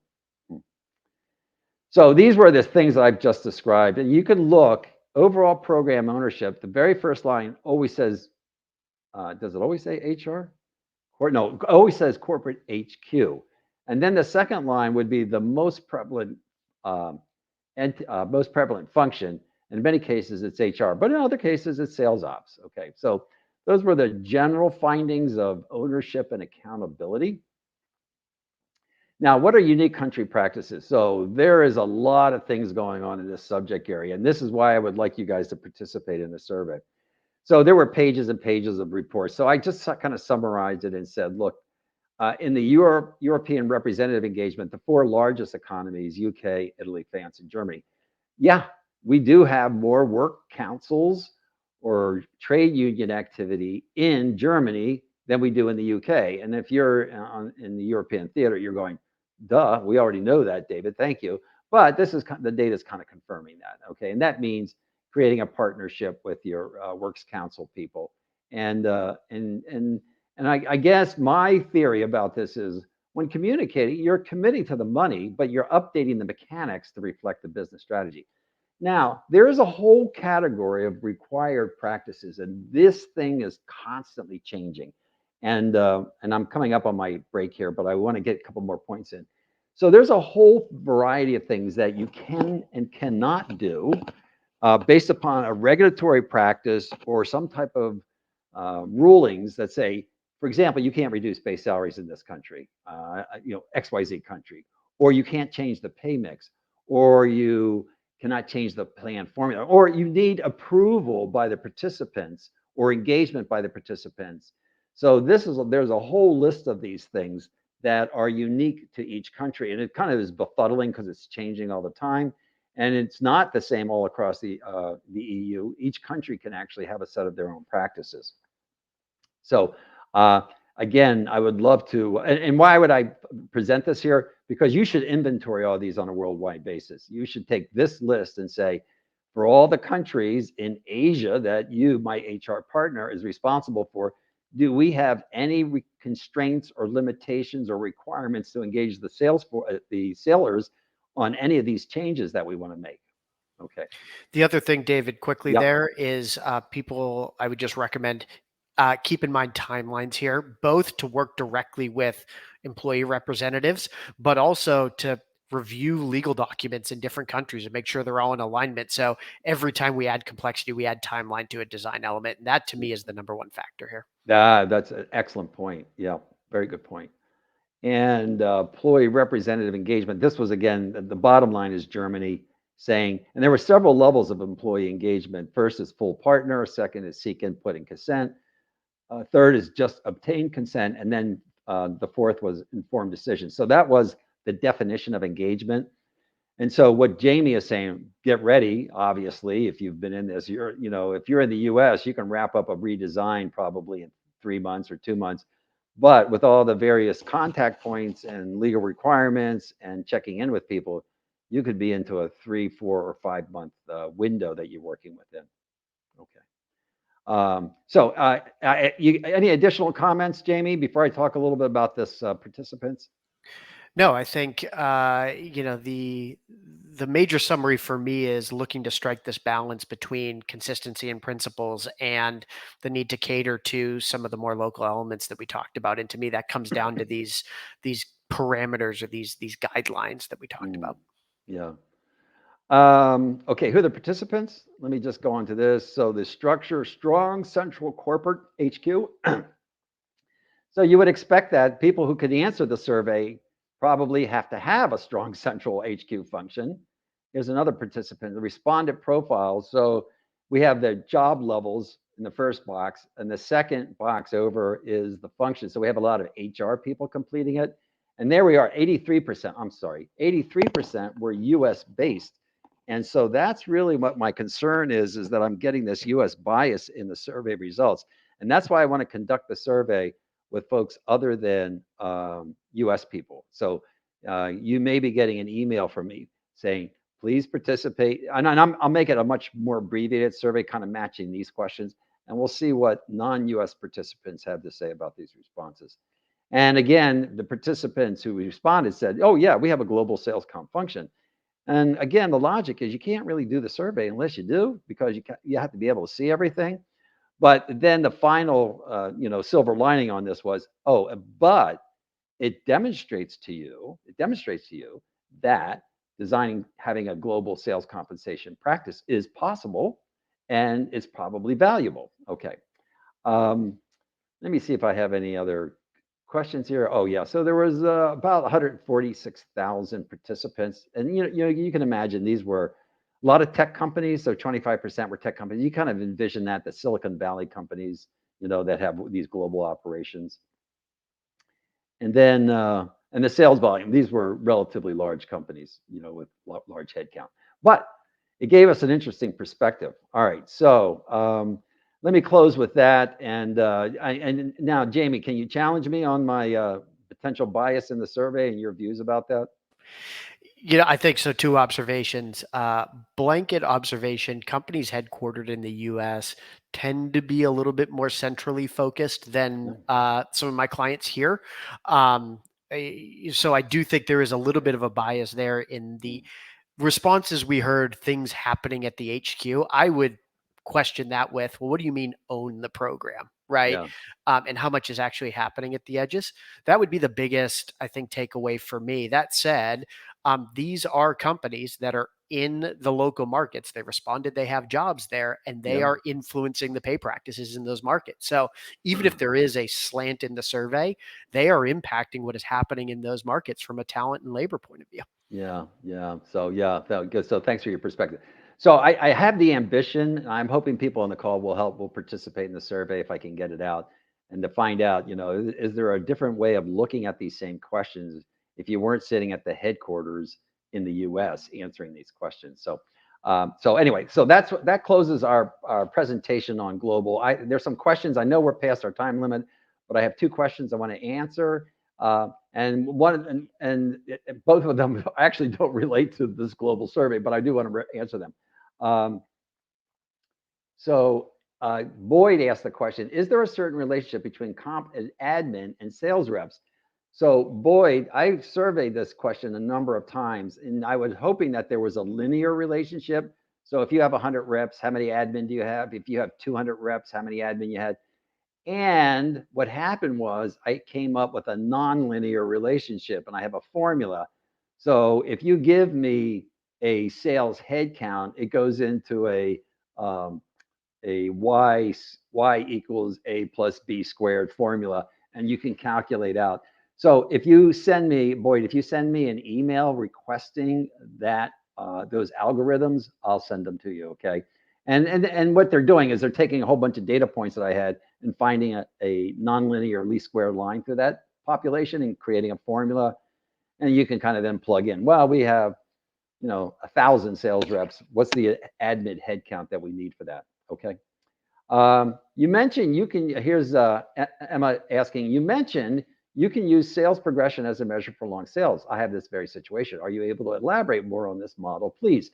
So what happens with long sales cycle selling? First of all, the quota systems don't work very well because, the sales cycle is really long. So we go to a contract signing model rather than a quota retirement model.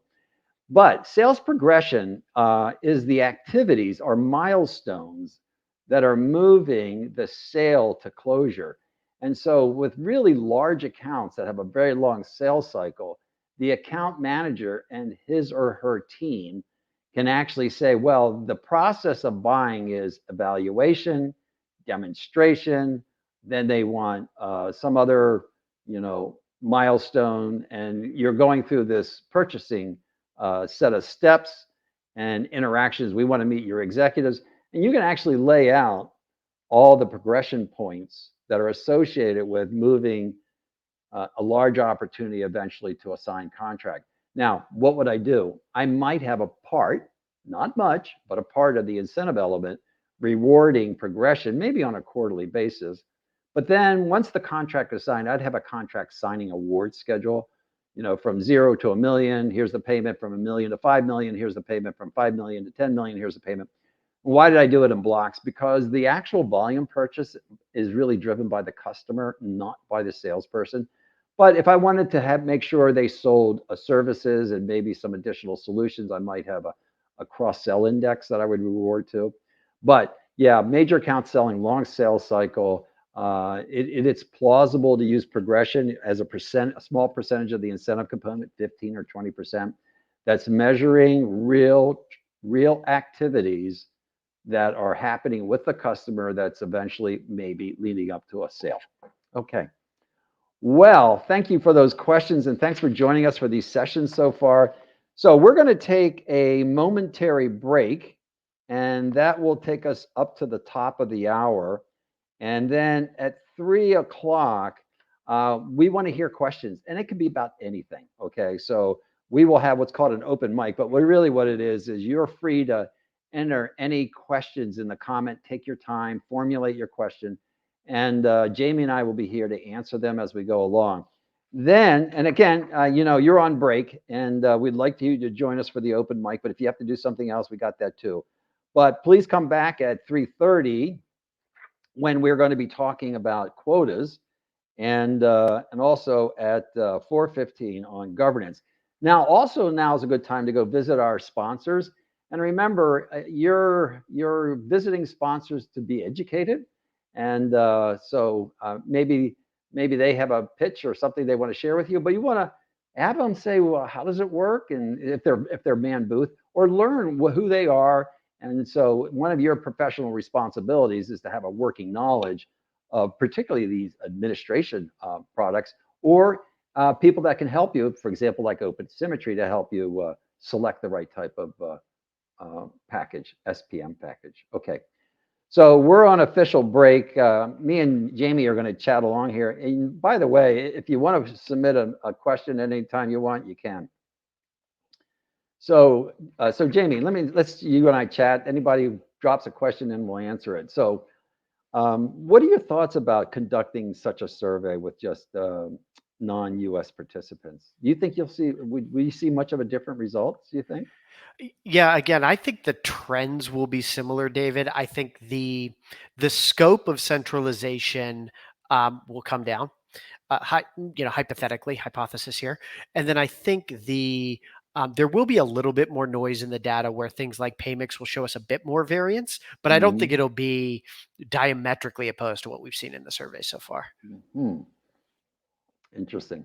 So, this particular global survey, and by the way, I did ask that question about duration that you mentioned before, and you were right. It becomes quite elongated when you have representation involved. There's no question about that. So, I've conducted this survey. As I mentioned, this is the third time I've conducted it, and the results always come back kind of the same. And so, and I've had other people say that can't be true. It can't be true. So that made me question the makeup of the participants. And so, it wasn't clear. Hey, Igor, how are you doing? Hey guys, doing well. How are you?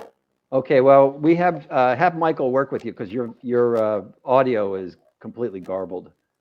You sounded like some type of mechanical device.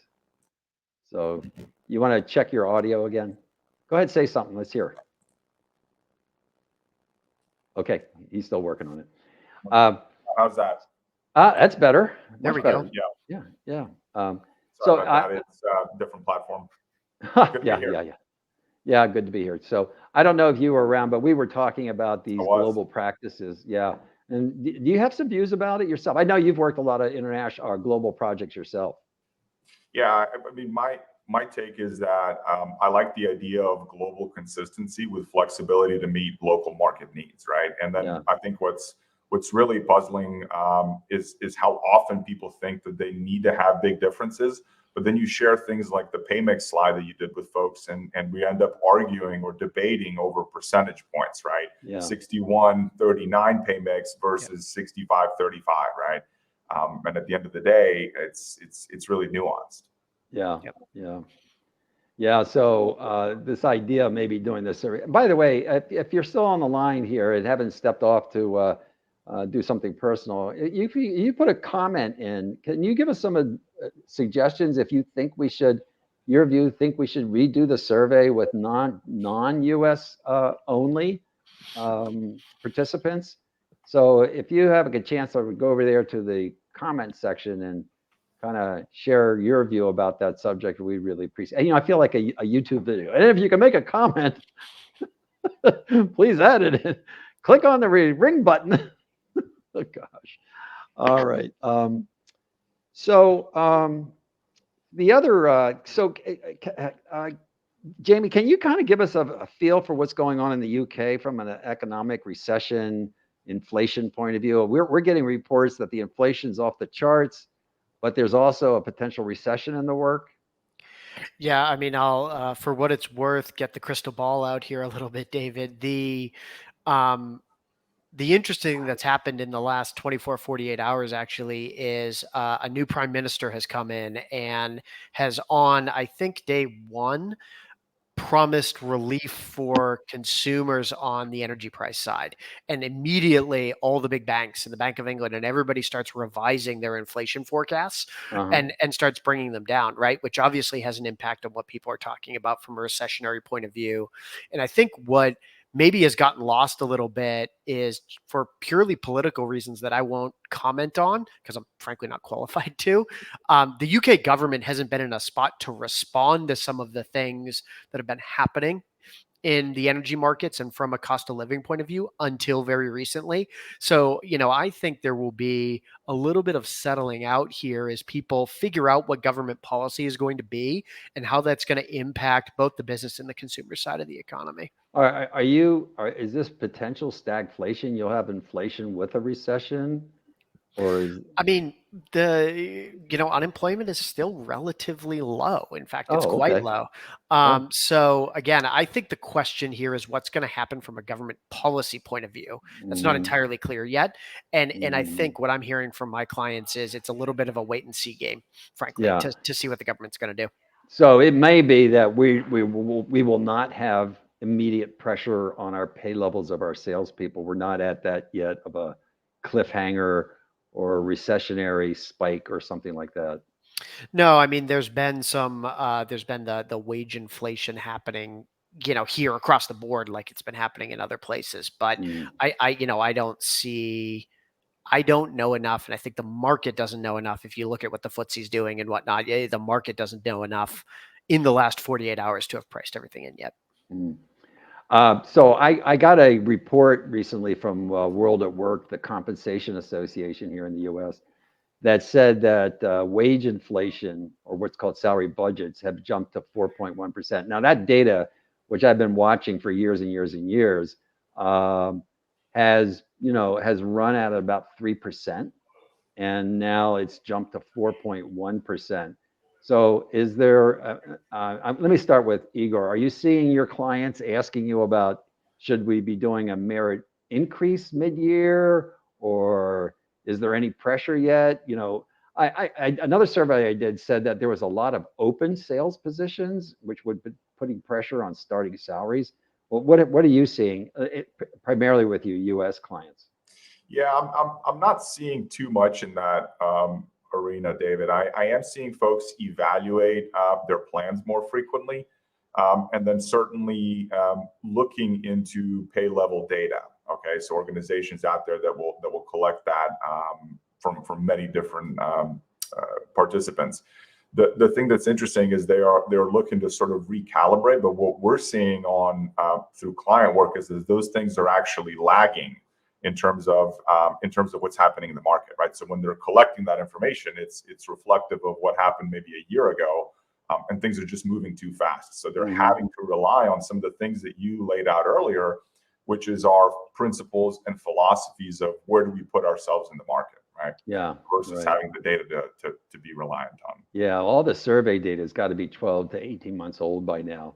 Yeah. And I've had people ask me, oh my gosh, what's happening? And the signing bonuses are popular, trying to get down the number of open positions, but there's been a massive, I would say there's been rate, and if you've been following it, Igor, in the tech sector, I know that's a lot of your clients, there's been a lot of pullback in terms of spending.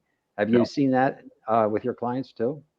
Yeah, I am seeing some what I call sort of money sitting on the side, right? They're not cutting certain projects, but have certainly been delaying things and delaying making decisions, right? That I'm definitely seeing. Yeah, I'm having a lot of really weird sort of talk out of both sides of our mouths conversation. On one hand, we can't seem to keep up with pay levels, and I have open jobs, and I can't hire fast enough. On the other hand, should we be thinking about recession proofing? Some of the things you talked about at the beginning, David. How do we think about handling quota adjustments in a world where we go into a global recession and we have trouble if we're a manufacturer fulfilling orders? But we're having both of those conversations at the same time, which is kind of an odd motion, right? The former conversation tends to be an upmarket kind of motion. The second tends to be kind of a down market motion, but they both are happening at the same time, which I think lends itself to the same thing you were saying, Igor, around this continued uncertainty. We haven't quite found the bottom yet, which is leading people, I think, to be a little bit in wait and see mode. Yeah, I mean, from a one other thing that reminded me of Jimmy, from a plan standpoint and a comp standpoint, we're seeing a resurgence of folks looking at plan measures and saying, you know what, it's not all about top line revenue. How do we get profitability into the plans, and at what levels, right? Is it at the leadership levels, management stack, or individual contributors? And then what obviously has to be related to the principle of what do I control and influence. But that's certainly top of mind for our tech clients, those that are PE backed as well, of course. Yep.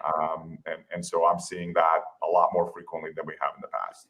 But that'll probably show up in your surveys, David. Maybe I think so. And by the way, the natural gravitational force, whenever there's a slowdown in any sector, the very first thing they do is they go over to the sales department and they ask two questions. One, what is the market cost of average cost of selling? And so really they're concerned about how much they're spending on the sales organization. And then the second question would be, how can we measure profitability? To your point, Igor. And that might be, and there's a variety of profit measures from gross margin percent, price realization, there's a variety. But whenever there's a slowdown, finance will show up. And they will arrive on the scene and say, we need a little bit better cost control of sales expense. And that's why that cost of selling shows up. And then what about putting some profit measure into the compensation program is also prevalent. Jamie, your thoughts on that? I agree. The conversations are happening much more often. And I think, Igor, your point about private equity in particular as a bellwether to this conversation is right. People are talking about profitable growth, not just expand the top line. These things always become tricky, though, because the hard conversation is about, if we're really honest with ourselves, does the salesperson really have control over profitability? If it's a project-based business, is that really a delivery question? And everybody wants it to be about the price point at which we sold it, but that may or may not be something that we can sort of in good conscience hold the sales team accountable to. It may be as well, right? I'm not saying that I know the answer for any individual business, but the desire to make sure we have profitable selling and the ability for the salesperson to actually impact that are not necessarily the same thing. So I have a question for you two guys. And remember, anybody wants to submit a question or have a comment about what we're talking about, please go ahead and put it into the comments section. So I have a question. Let's pretend that both of you are at a corporation. You're either in sales ops or you're in HR. It doesn't make any difference. But underneath your name, it says sales compensation. So it might be one of many things that you work on. You might be responsible for, if you're in sales ops, Salesforce.com, and sales compensation and quotas. And if you're HR, you might be responsible for something to do with sales compensation and maybe executive comp or base salary administration. And this couple things are coming up. One is the end of the year, fiscal year is coming up for about 60 to 70% of the companies. And we have this market uncertainty that Jamie so well explained that we just don't know. And we also know that plans generally change on an annual basis. What should I be doing? And here's the wrong thing is, the wrong answer is wait for the problem to present itself. Okay. So what would you recommend if you were a sales compensation professional, someone on the call, a stakeholder, and it's today, and we have these factors, or what? I'm not looking for the answer. I'm looking for the process. What should they do? Yeah, I can start. One of the things that we're seeing folks do, and we're seeing it in the types of projects that we're doing and the timing that we're doing them. So they're essentially doing planning a lot earlier, and they're also, so this is budgeting, right? Quota allocations, territory design, comp adjustments, but they're doing that process earlier. And they're also potentially thinking about shorter performance periods for their plans. What I mean by that is, quarterly or semi-annual versus annual plans. Again, of course, you don't want to break up a sales cycle, right? If it's a 9-month sales cycle, we can't be on quarterly plans, right? But that notwithstanding, they're starting to plan sooner, and they're thinking about shorter periods in order to allow themselves the ability to reevaluate. This really happened in the US and started in the middle of 2021, when there was this idea of everything's going to open back up, there's going to be huge spend, and then it didn't quite materialize as such, right? And so we started doing a lot more sales compensation work in January, February timeframes for second half work, more than we've ever had in my 15 years here. So, Jamie, how would you answer the question? I'm on the call here, Dave Cichelli's talking, we're making these comments, and I've got these event horizons coming up. What should I do as a sales compensation professional, even though it might be part of my job? Yeah. I think the place I go first is jobs. And the reason for that is in an uncertain market, we may have different priorities, right? We may be saying the key to our success next year, and this is where the planning point, I think, Igor, comes in as well, is actually customer retention, right? We are going to shut down the customer acquisition money we're spending from a marketing point of view. And that's our strategy. It's all about sort of hugging our current customers close.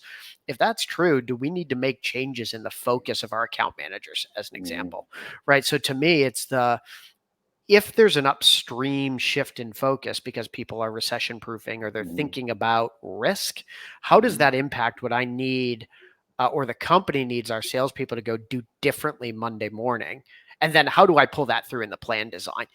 So to me, it's the question about, is there change in the wind? Can we go have the right strategic conversations to say we think something's changing and try and pull those through into the jobs would be where I would start. Okay, so I'm going to give you guys A+ for being insightful into what part of the problem you should look at. But I'm going to come back to my process question, okay? What do I do? Do I go visit the vice president of sales? Do I organize a committee? Do I put together a time task chart? Do I conduct an education program? Do I do a whole bunch of assessment work? What do I do? Yeah. Well, for me, David, it starts with strategy. Okay, so we have to understand, is our sales strategy changing? And if so, how, right? Are we looking for different types of products? We talked about profitability versus revenue, for example, right? Then we move into, okay, any changes to our routes to market, any changes to our jobs. And then based on that, now we get our hands on any market data, right? Whether it's okay. All right, I'm going to push back at you, Igor. Ready? Yeah. My title is Director of Compensation or Director of Total Rewards. I've been given this project, Sales Comp. I got it. Strategic. How do I do it? What do I do? Well, look, for my clients that have been most successful in that role, they have elevated themselves to really oversee the process. So engaging the cross-functional stakeholders, sales, ops, and finance to get their pieces, right? But in essence, you are running a process or a 3-4 month Gantt chart, right? Where you're bringing in different viewpoints that are needed to ultimately get a plan.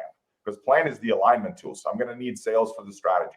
I'm going to need finance for budgets and constraints, right? I'm going to need HR for certain data inputs and so on. So someone's got to be in charge of overseeing the process, if not responsible for all of it. That's where all right. So you're suggesting that the people on the call raise their hand to be the process leader. And that is lining up all the activities and responsibilities. So that's really the first thing that has to start. So there may be implications about strategy. There may be implications about revenue types or profitability. But we need a Christmas tree to hang this all on. Jamie, your thoughts? Yeah, I think the you could think of it as the beginning of that process or a half step before it is, I think, understanding the appetite for change, right? Is there something fundamentally different in the business? And I think that starts with the conversation with a revenue lead, with a VP of sales, with somebody to say, I'm your partner here to help you have the tools you need to motivate your team. I have all this great education. I've got all these great best practices. What I need to understand from you is, are we in a place where we feel like we need to make a change? And if so, I have a structured process that I can put in place with your partnership to drive that forward. So I think there's a half step before kicking off the process to understand the appetite or the need for change. So I have a very funny story. This is a story about a company named LinkedIn. Okay, I'm going to use their name. This was public information, by the way. And LinkedIn had a sales force that had the best education in the world. They were a blue chip, and they were selling the recruiting package for LinkedIn. And but you can read about this. I think it was in Forbes, and they were being paid like $400,000 a year or something like that. So this was presented to me and they were a client. This was presented to me, and I went to visit. And this is a character you've seen in the news all the time. So if you think of one of these top tech person, this was the CEO of this company at the time. And I sat down and I said to this leader, I said, do you mind your salespeople making $400,000 a year? He said, no. I said, the meeting's over. So there was a group of people, I don't know, HR and finance thought they were being paid too much. And as soon as the CEO said, no, I don't have a problem at all. It's fine. That's great. I'm glad they're making a lot of money. And I said, well, you've answered the question and the meeting is over. He was like, what? I said, yeah, that's all we needed to know. So that gets back to your point, Jamie. What are we trying to accomplish? So, gents, let me move to 2 questions, okay? Yeah, we got some questions in the chat, David. Is that where you're going? Okay, great. Yeah, so let's go there. I say. Yeah. So Emma asked a question. I would like to hear, what are the best sales compensation models or principles you have seen, and what are the most innovative and what are the worst and should be avoided? All right, Jamie, you want to take a shot at that? So I will say, I think the without getting into an individual principle here, the idea of having them and having them consistently applied is the first step. I know that's a bit of a consulting cop-out answer, but it gives you a way to create a conversation that's happening in a standard way. So I'll start there. And then I think if I drop down to the last part of that question, what should be avoided? I think we should be avoiding doing things to manage the outcome. And what I mean by that is finding a way to sort of work against our own plan. So we're going to create a loophole where if you make too much money, then XYZ happens. So there's some principles that I think sneak into plan design somewhere because we're trying to manage the outcome. The plan should stand on its own, and we should be confident that, to our LinkedIn executive example here, if people are producing and we're confident in the plan and we believe they're adding value, we should be comfortable with the payouts. So things that try and manage that on the other side, that are sort of outside of the plan design, always feel dangerous to me because they feel one-offy and they feel like we're trying to sort of create an outcome that is different than what the plan communicates we're trying to do. Igor? Yeah, I've got 2 principles in terms of that I think are best, and one of them has a 2-parter. So one is, how do we think and where do we peg ourselves in terms of on-target earnings relative to the market, right? When we're recruiting for talent, do we peg at the 40th percentile of the market, 50th, 75th, right? And what are the implications of that, of the talent we can get, and the story and the narrative that we put out there in the market, right? And so that's an important one. Related to that for me also is this idea of how much differentiation do we drive within our plans, and this has to be lined up to culture, between our top performers, on-target performers, and lower performers. Is there a lot of difference between the earnings, something that might be called, market tracker, or maybe Darwinian? Or does it not matter much if you're at 80% of plan, 100% of plan, or 120% of plan, right? A nice place to work, something we might call. Those are important implications because it will attract or detract particular types of sellers that you may want within the organization. So that's the first one that I think is a very important principle. The second one is this notion of how do we set goals in terms of the expectations of how many people should be hitting them. Generally, we tend to see normally distributed attainment curves, but then they can be shifted left or right or kind of centered around the middle, right? So do we set quotas and goals where 30% of the people hit them, 50 to 60, or 80 plus, right? Just using some rough numbers here. That too will have an implication of how people perceive the plan, right? The plan is fantastic, but the quota is unreasonable, right? Or vice versa. So those 2 principles really are sort of core for me. And if I think about the last point of things to avoid, generally they pop up for me when it comes to measures, where people tend to put or want to put things in a plan that, for example, are some combination of the following things. Hey, it's a wishful type of measure. It's a I can't influence it measure. It's a we can't really set a goal on a measure. Or, we can't track it. Or it's out of my control. There's a lot of things that tend to be discussed around measures of, well, we want to do this, but we actually can't put it on the sales individual. Those are the types of things, generally avoid it on the measure category. Yeah, and I'll add one more thing to that, Igor. When a sales comp plan starts to feel like it is in lieu of all sales management rather than a tool for sales management to use, we probably have overbaked it a bit. Yeah. That is something I think happens a lot, is people want every activity that I want a salesperson to do every day baked into the plan, and we end up with these kind of very complicated, very intensive plans. That is just a red flag. This is a sales management tool. It is not the only sales management tool. And I think that's really important. Thank you. Thank you, gentlemen. That was helpful. Excuse me a minute here as I clear my throat. So, and to Emma's question, if you had not seen written principles, sales compensation principles, you'd say, well, what are you talking about?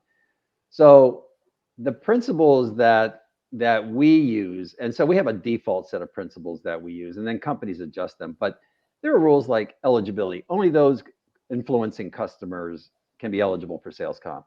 Then there's pay mix, things like the degree of persuasion sets the pay mix. And then upside opportunity, the labor market sets the upside opportunity. Performance measures, no more than 3. Types of performance measures, output measures is preferred. So I'm actually sort of rattling off the principles that generally are used to design sales compensation programs on an annual basis. And you can find those principles multiple places. In fact, in the appendix of my book, there's a whole list of all those principles and how they work. In fact, a policy statement, you can just copy it and use it at your company. So that is sort of, but here's what you can't find. Show me a formula that works. You can't answer that question. There's about 45 formula types. They only work if they're matching the job construct and the performance measures that have been selected by your internal committee following principles. So if somebody says, well, don't you think commission programs are really good? Actually, for an account manager, no. Okay. Well, why not? Because the principle is not being followed, because we need to equalize territories, and territories are generally dissimilar in size, so we need a quota-based plan. So well, how did you jump to that conclusion? Well, if you actually go through a decision process based on those principles, you'd arrive at that conclusion. So you can't just pluck a formula out of air and say, wouldn't this work really great? But what happens is when you go through and you apply the principles, what's left over out of the 45 formulas is 2. So you end up contextually with the right formula. It matches the job. And that other answers another question. How many plan types should you have? Equal to the number of jobs that you have. Wait a second, that's going to be a gazillion. And wait a minute. I didn't say titles, I said job types. And we call them platform jobs. So an account manager might have 5 different titles, but it's still an account manager, 1 plan type. What are the worst practices?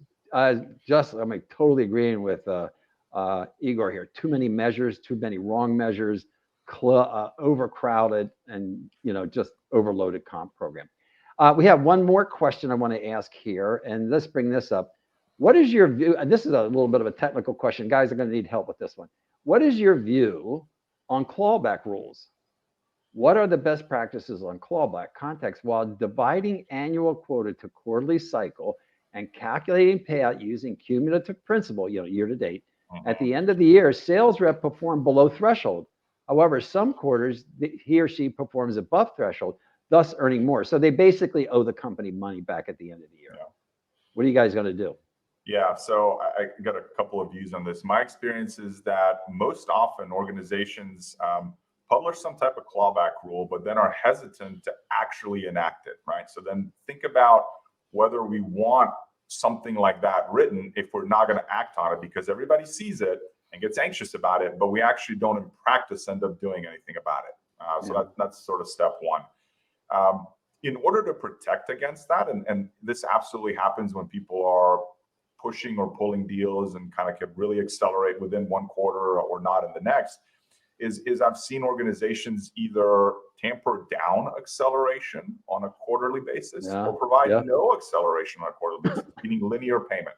So as soon as you hit your annual or full goal, we will now pay you the accelerated amount. So in some sense, you're also doing a bit of accrual accounting, right? In terms of what is owed to the rep once they overachieve. Now, Yeah. from a sales rep standpoint, that's not as rewarding, right? Because it's being held back. But you limit the exposure of putting in those clawback outcomes. Yeah. The challenge there, though, is sometimes organizations really, particularly public ones, need quarterly emphasis, right? And so in that instance, you may actually be okay with some level of overpayment because people are thinking more on a quarterly basis. If you also have a recurring revenue model in tech, right, that's even more important than dollars today tend to roll over, right, in terms of usage. So kind of that's some thoughts there. Jamie? Yeah, Jamie? Yeah, two quick observations. I think, Igor, you laid out some of the trade-offs that we need to make around a topic like this. That is the heart of comp design, right? There is no perfect answer. Every solution creates a little bit of risk and a little bit of trade-off here and there. What are we comfortable with as an organization? And for our practitioners on this call, right, it's how do you help manage that conversation, right? How do you bring those trade-offs to light and say, we need to pick a pathway here. Are we more concerned about driving quarterly results? That creates a little bit of an overpayment risk, but that's more important for the results we need to report back to the city or whatever it is.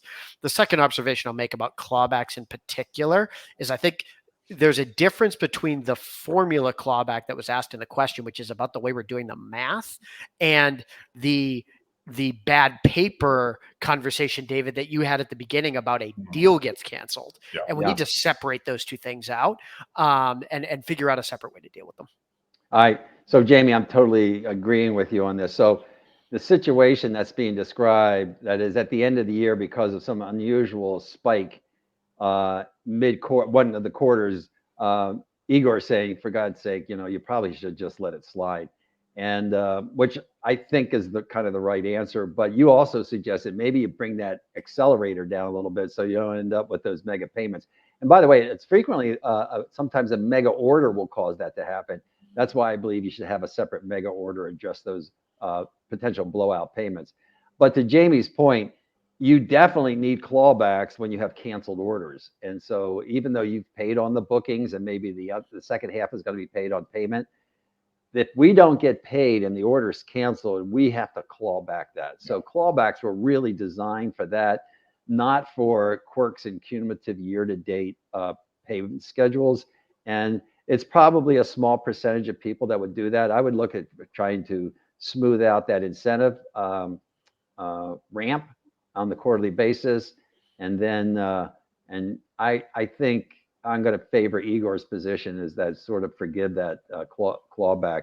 If it's a lot, then I got to redesign those formulas. If it's a few, I would just kind of forgive it. Yep. Yeah. All righty. Gents, any other things that that we talked about? Igor, you're ready to go on to quotas here in a few minutes. Yeah. And again, I'm encouraging folks, if you, during the program, after the program, make sure you visit those our sponsors. It's always educational. I was just at a conference which all these sponsors were at. I went from table to table to table, and I said, "Tell me what you do. How do you add value?" And it's always educational. Any other comments about what we chatted about, or the presentation's already done? Jamie, any other things you want to add before Igor goes on? No, just that this is all interlinked, right? The topic of quotas will come up. Governance is going to come up around guiding principles a little bit later. So these things all weave together, and hopefully we can give you some sense of that as we go forward for the rest of the afternoon. Okay, great. With that, Igor, we're going to turn it over to you. All right. Then let's see here. Screen.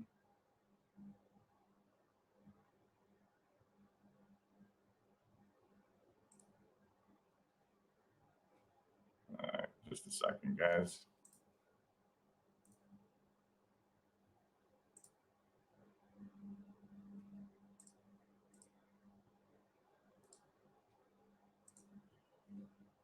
All right.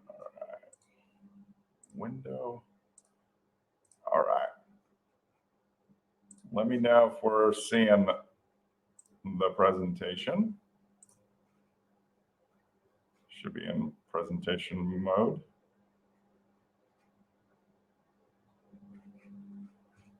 It's not.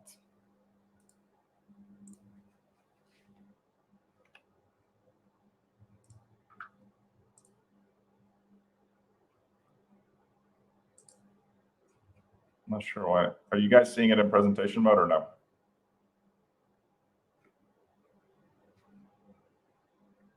Okay, perfect. All right. Well, thank you, everybody. Just a second. Sorry, I'm not seeing it on the screen.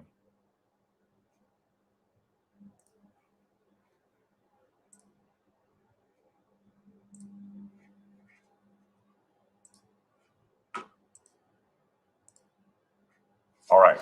All right. Sorry about that.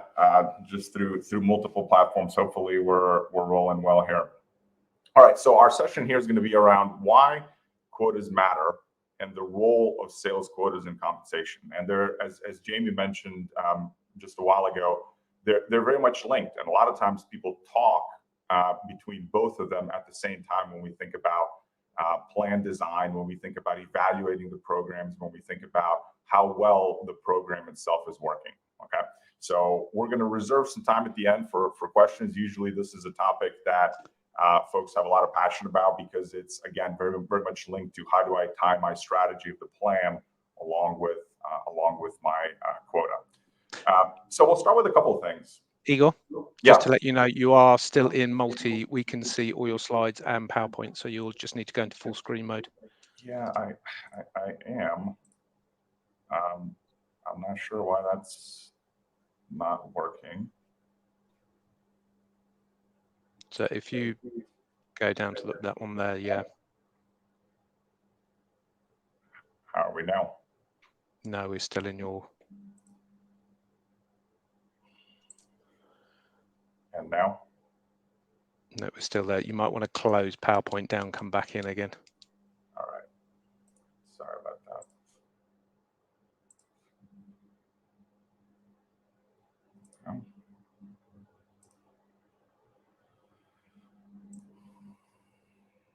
Window.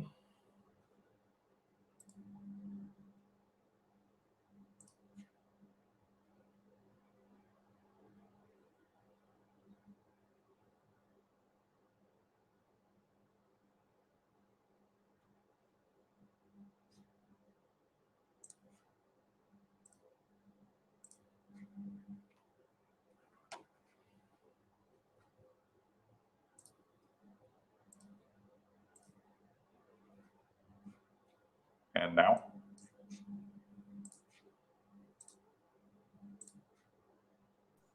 I think Igor, no, it's still on multi-screen, but I think if you just use that and go through the slides as you are, so that's probably the easiest way to do it. Okay. All right, but you are seeing the progression, correct? You are seeing the progression of the slides, is that correct?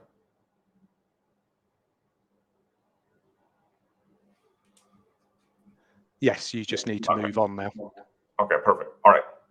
So let's start here. Quotas and compensation are key because they actually link our growth strategy with what we're trying to do in the market, and they tie to our principles and center practices. So you may have heard David talk about building codes in terms of building a plan, building a program. What this allows us is to have a common set of principles. So if you think about building codes, we want a light switch every meter up from the floor. We want studs every half a meter between the walls, right? So this results in some consistency, but allows us to see different outcomes, right? All same building codes, but a house looks different from one to the next. So the idea here with quotas is that we're driving alignment across some of these components. First one is our sales strategy and the jobs that we're using. The second one is, again, these principles that we just mentioned during our chat session. David and Jamie mentioned around eligibility. How do we think about pay mix? What are the weights and measures? Those are the principles that would apply across organizations and across verticals that allow us to figure out, hey, how well does this program work? And then the last one is our program aligned to the market, right? We will have nuances of how organizations think about quotas and compensation. And so the idea is, again, to have some global consistency, but make sure that we're allowing for nuances across the different markets. Okay, tying those three things together gives us a sense of what program effectiveness means. All right, so if we talk about quotas, one of the things that we'll highlight here is that you are not alone if you struggle. All right, with Igor, I'm going to have to stop you. Yeah, you need to click on. That's it. That's the one. Okay. That's it. All right, we're going to maximize like this. Okay. Sorry about that, folks. So if you're struggling with quotas, what we want to highlight here is that this is the #1 challenge for most organizations. And we'll highlight some things of putting this in context for you. Okay. So if we move on, we've done a survey that David mentioned, and he shared some of the findings from before. 20 years in a row, sales quotas, as you'll see here, is the #1 sales compensation challenge, typically by a 2-to-1 margin. And over the last several years, you see about 5 years here, the last 5 years, it's actually gaining, right? So you'll see it over there. In fact, it's never been anything besides in first place over the last 20 years. Things have moved around in terms of data or security or job definition, changing models, right, that have implications on how we think about compensation. But in fact, quotas has always been at the top, right? So this is a challenge for everybody. You'll see some of the other things that tend to pop up around sales strategy, how do we manage cost, measures, crediting, and so on. There's some more nuance behind that. So if we think about quota-related items that show up on this list, we just talked about goal setting. The other thing that tends to pop up is how do we roll out the quotas and the timely distribution of those quotas and mid-year changes. What we mean by the middle one in terms of quota distribution and rollout is when do you roll them out depending on when your fiscal year starts. So most organizations choose or strive to roll them out just as the year is starting. But when we look at reality, many are actually lagging further into the year. So if I've got annual plans, it's not uncommon for folks to be rolling them out in January, middle February, and then there's a number of organizations that lag significantly behind that. The other thing to consider is you may have parts of your business that are running at a shorter sales cycle, some inside sales groups, right, or more transactional business. For those, you want to make sure that you're rolling them out even sooner. You don't want to be on a quarterly or a monthly plan lagging in terms of the rollouts, okay? So the idea here is to just set the stage for goal setting, and correct quota setting is hard for most organizations. And the challenge is actually in starting soon. And that's one of the questions that David mentioned during our open mic session, which is as we're going down this process, we need to start early because there's a lot of stakeholders involved. Okay, so let's think about some categories of why quotas are important. There's 5 core things that we have here, and we'll highlight some of the nuances and differences as we go through. So number 1, quotas create a common strategy. What we mean by that is also this idea of shared destiny, right? As the organization is going to market, selling products, services, solutions, a mix of all that, right? There is a target that we're looking to achieve, a growth target, revenue target. Let's sort of keep it at that level. So the idea here is that the quotas communicate what we're trying to do, and they actually tie our sales folks to what we're looking to accomplish from a sales, marketing, service standpoint that ultimately results in customers buying our products and solutions, right? The second thing is that it links our sales to our business plan. As we talked about earlier, this is what differentiates sales from other groups in terms of creating priorities and performance expectations. Each of the measures that we talked about that might show up in a plan will typically have a quota or a target tied to it. Even under structures, for example, where we don't explicitly lay out quotas. David mentioned earlier about a straight commission plan, for example, right? 10% of all sales, we don't know what you'll accomplish, but that's what we'll pay. Those might be for earlier stage organizations. And even that has some implications in terms of, well, I kind of have a rough estimate of where you might land, and therefore I'm going to use that as a proxy for that. But the idea is I'm linking the business plan with a common strategy through the use of quotas. The middle one is important because it creates a set of expectations, but also buy-in. So typically the ability for an organization to set effective quotas requires a lot of inputs, right? We have some market realities, we have finance that's going to think about our growth and cost envelopes. But at times we also need, depending on the types of sellers we have, enterprise, mid-market, so on, we know certain things about what's happening within accounts. We know sales cycles or refresh rates for certain groups. And that allows us to then make sure that those salespeople are involved in those conversations. So that dialogue creates some buy-in and removes the notion of, well, you know, leadership came up with the quotas. It was done in a black box, and we sort of don't know how they were derived, what processes they use, what data, what inputs. So this is key in creating that glue between what we're going after and do we believe that we can actually get there.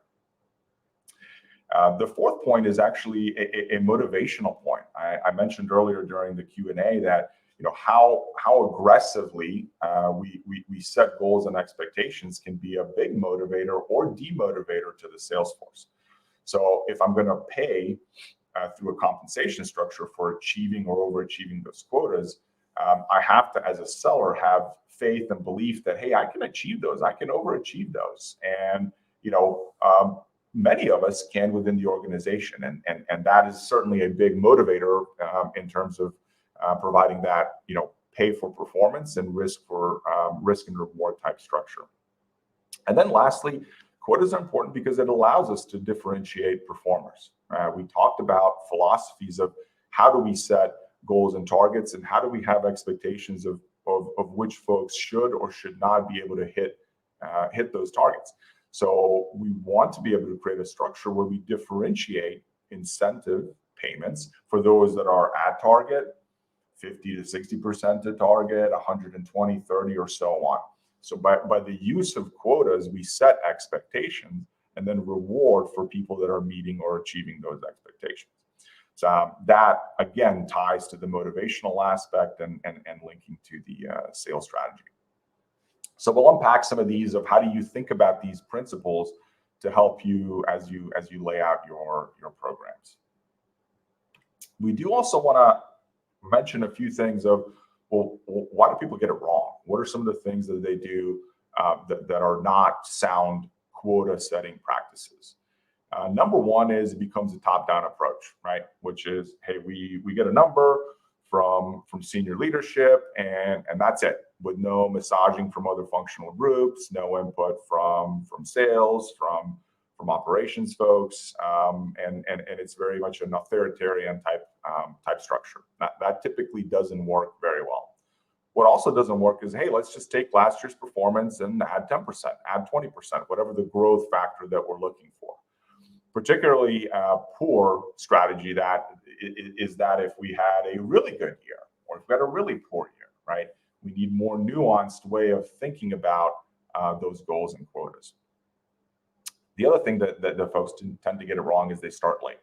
Generally, this process takes, for many organizations, takes somewhere between 3 to 4 months in order to get it right. Now, there's a lot of fine-tuning that organizations will do once the fiscal is closed. You can generally get 90, 95% right in a shorter period of time. But starting late is a key challenge here. Conducting the process at the end of the year and then releasing next year's quotas late. We talked about really trying to get it done within that first month of the start of the year. The other thing that we sometimes see companies do is heavy over allocation. What we mean by that is if the goal that the organization needs to hit is 100 million, pounds, right? But then we start hedging and saying, you know what, on first line managers, we're going to actually allocate 110. And then they themselves are going to say, you know what, to my 8 or 10 direct reports, I'm going to do another 10% increase. And then by the time you look at what's at what we might call feet on the street versus what the organization put out, it can be a pretty big difference. That will violate one of the principles that we talked about up top of making sure that the structures are motivational. Okay. The other thing that folks get wrong is sales crediting mysteries, right? If you give a quota, there might be a 15-page terms and conditions of how do we define net new, what's a commissionable sale, how do we split credit, right? All those types of things tend to create sort of distrust from a sales force, and is something that we can avoid if possible through clarity in that T's and C's document. Lastly, a lot of times if we don't have good insights into how the market is moving, macro and more specifically within our own industry or place where we compete, those things will then create high variabilities in the plan, which will then result in big variability in incentive payments depending on how you structure a comp plan. So some combination of all 6 of these things tend to show up fairly frequently when organizations go through goal setting. And it's not a surprise, right? It's difficult. Remember, we said it's the #1 challenge by a 2-to-1 margin. And these are some of the reasons, because folks don't kind of take the proactive approach. So we're going to look at now some of the things that will help you do it the right way. All right. So we talked about creating a link between the business plan and the sales representative objectives. What we're highlighting here is a visual of how typically these types of things tend to flow. Generally speaking, we'll talk about a best practice of some mix of top-down and bottom-up approaches. But being fully realistic, most organizations will start with a corporate objective, some top-line objective in terms of what our growth expectation is relative to market. And this applies for more, steady state groups that are growing 5, 10, 15%, those that are growing 20, 30, 40, and even triple digits, right? It starts with setting that objective.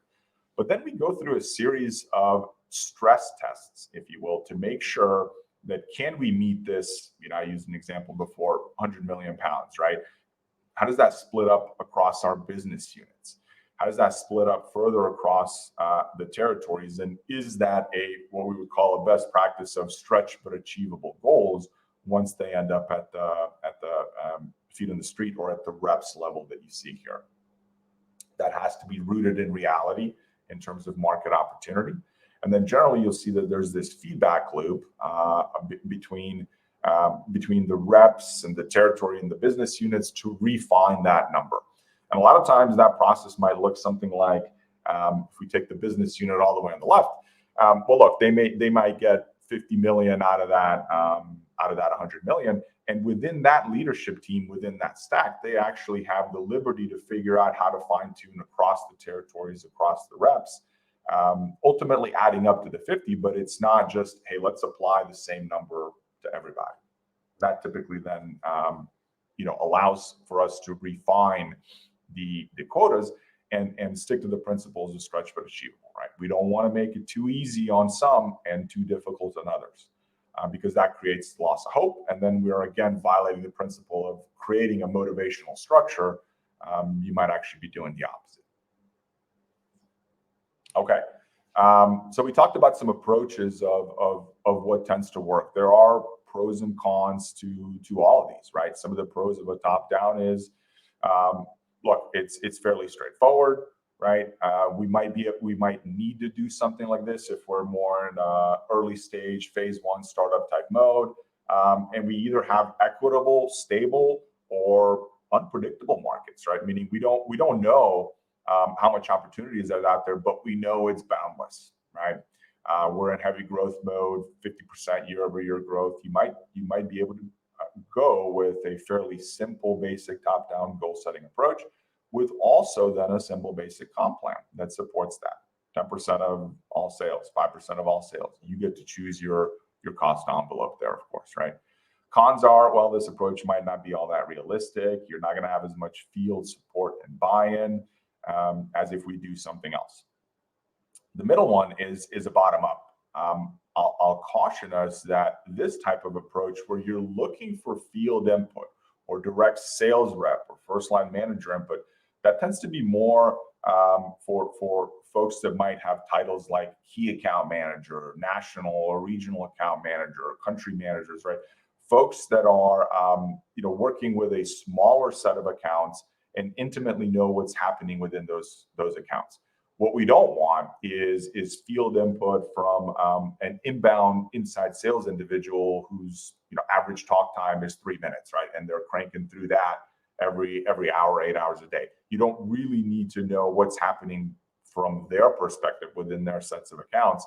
You're going to run something a bit more algorithmic there, right?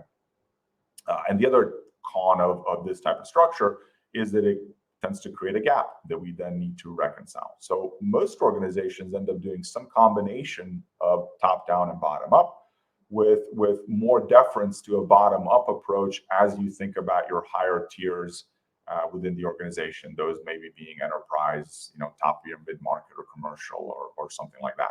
The combination is more involving, but it ties, again, creates that glue between the sales and the individuals to create that shared destiny. Because it's more time consuming, it again behooves us to start that process earlier. Okay, let's talk about a couple other things that are important here. One of the things we talked about earlier was this idea that putting goals and quotas out there is actually motivational. So what do we mean by that? Well, generally, we tend to see that for most organizations, they will have a normal distribution of attainment. That does not mean that some of these curves, bell-shaped curves that you see here, might not have really long tails or really scrunched in together, right? Big differences between skewness and kurtosis here for those in the technical know. But generally, the shape of the curve will be a bell shape. And now it's something about, well, how many people are at various levels of performance.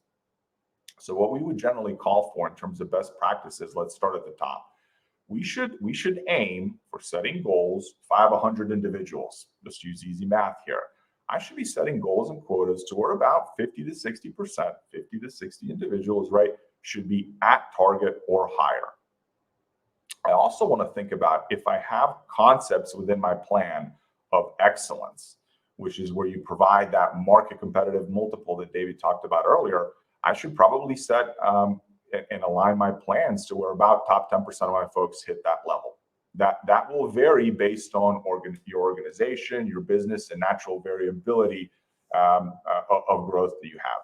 Excellence for some organizations might be 150% of plan or quota, right? Down market for account managers that maybe have a bigger book of business and a larger number, that's going to not grow as big. And so that excellence level might be 120, 130, doesn't matter. But the idea is I want to have a structure and a goal methodology where about 50 to 60 are at or above target. And then we figure out how do we reward my top 10% depending on where those folks are. We then also should have about 30 or 40 below target. And then we need to think about how rewarding or not are we for folks that typically end up at the bottom 10% in terms of sellers. But this curve might be something that illustrates how we should be thinking about goals, quotas, and distribution.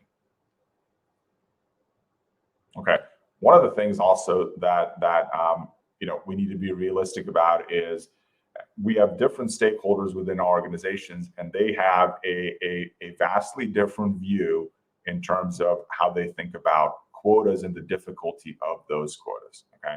Finance often goes through the process very mathematically of looking at our cost envelopes, growth expectations, and so on, and lands at a number that, on paper, mathematically seems to be great. But as we start to move further down and into individuals carrying those quotas, there tends to be this idea that it gets more and more difficult and, is it out of reach? And that's why it's important to make sure that you're evaluating your program on an ongoing basis. What I mean by that is we should be looking at things at an annually minimal. If we have a philosophy that 50 to 60% of the folks are hitting quotas, did that actually happen, right? So evaluate your plans to make adjustments to how aggressive or not aggressive your goals are, for example. There's other things that we would want to potentially look at in there, which is, do we have biases in our goal setting for certain populations, certain geos, certain segments based on tenure, right? There's lots of ways that when we think about it on aggregate, the goals and the program may seem just fine, but within the nuances of the different groups, things may start to break down. So those are some of the things that we'll talk about later on in terms of making sure that you're keeping an eye towards these things in order to drive, the right level of engagement. Okay, so this highlights the idea that whether you within your organization explicitly state we have a philosophy or not, you should be able to evaluate your plans based on where people are landing and making sure that you're aware of what the reality is within your organization, right?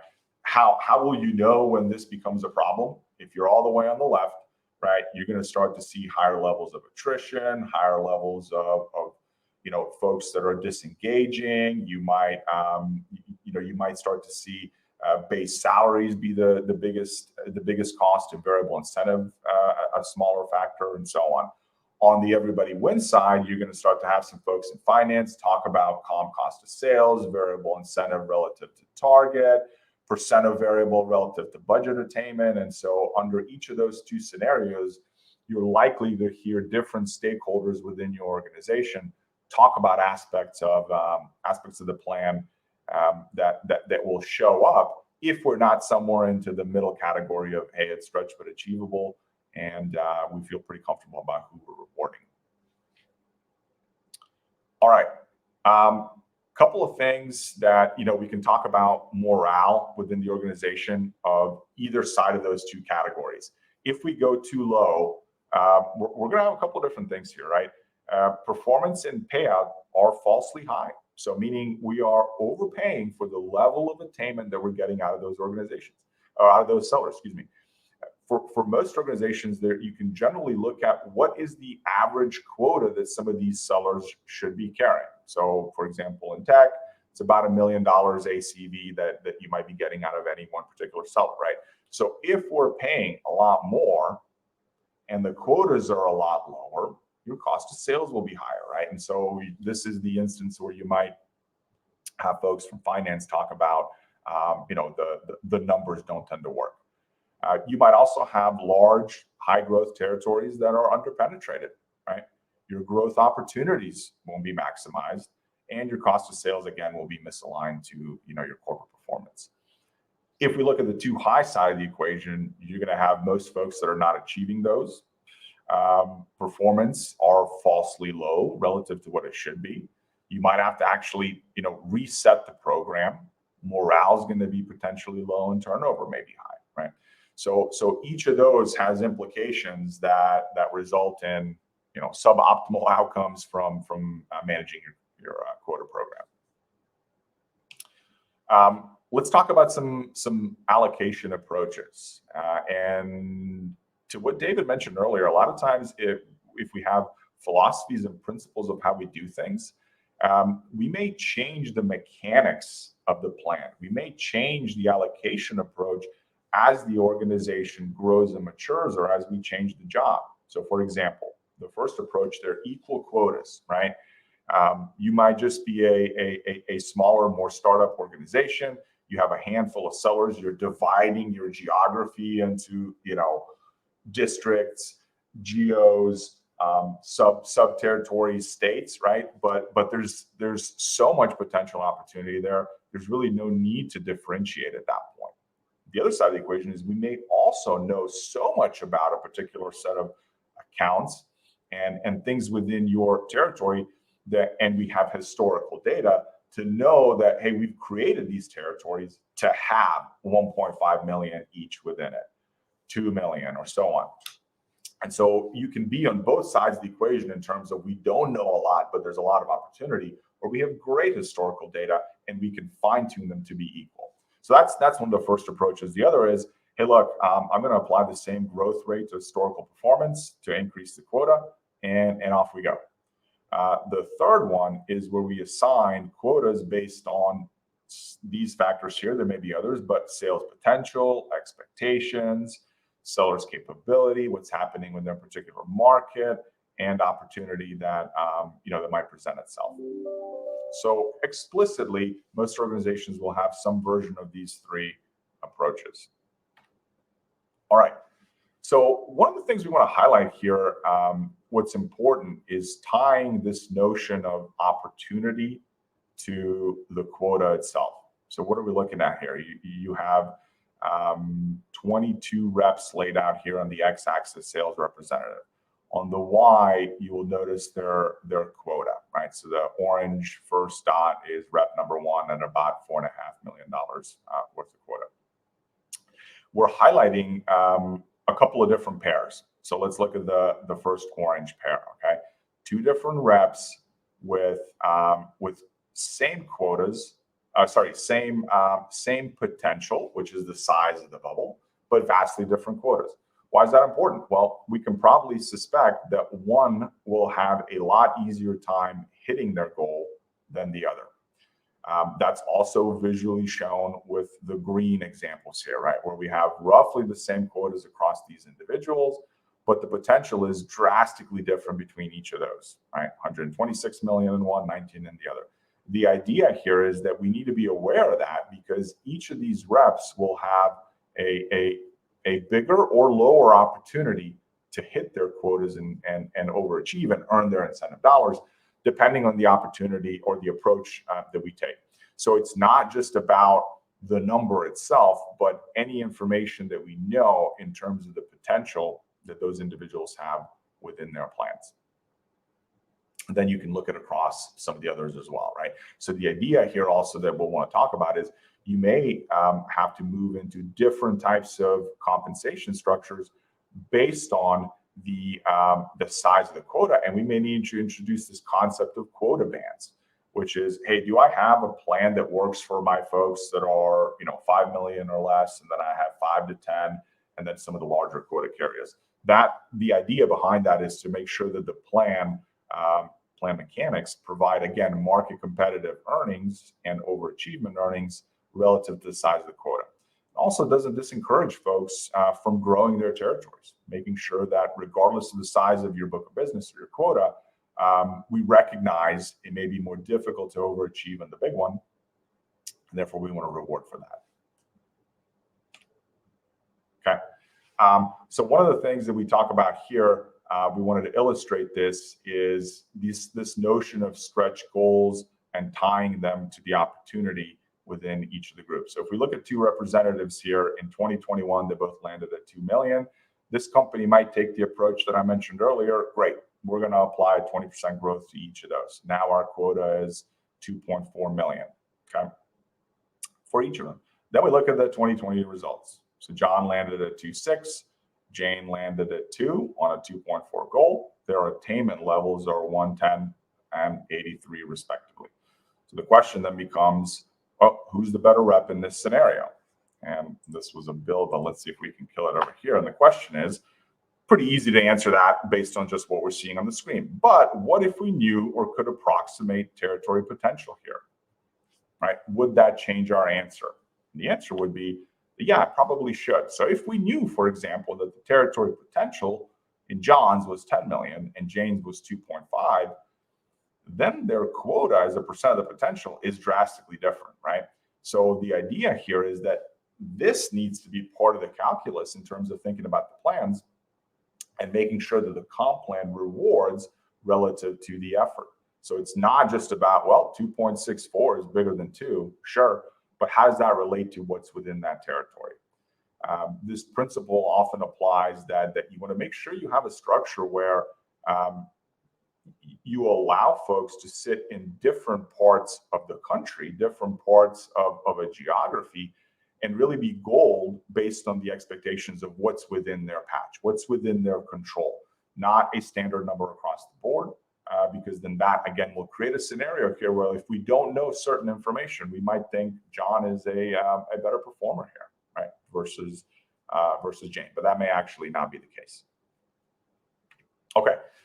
So we're going to talk about a few principles here, and then we'll open it up for questions for the group. So a couple of things to keep in mind when you're thinking about a healthy quota-based program. We're going to talk about 6 here. 1, we want to make sure they're motivational. So what does that mean? Fair, stretch, achievable, no inherent biases in how we do those structures based on some of the things we talked about, right? Level, tenure, geo, segment, so on. And ultimately, we want to make sure that about 50 to 60% of our incumbents are able to achieve those goals. We also want to make sure that they're aligned with the sales strategy.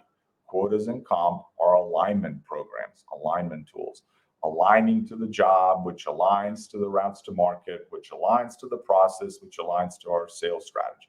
So they need to be aligned, across the board. So that includes the metrics, the crediting rules, and so on. We talked a lot about today in terms of consistency, applying a uniform process, timelines, and approach that allows for regional flexibility when it makes sense, right? So that, again, we don't violate principles of a unique plan, a unique goal based on the individual, but we don't want to have to do things one-off at every instance. Okay. The fourth thing that we want to make sure is we want to ensure that the sales force understands the process of how we go through setting goals. Does not mean that they have to have the biggest input in that, but what are the timelines? What are the stakeholders that are involved? What is the data that we're using to make those decisions, right? And then clarity about when are you going to receive your quota.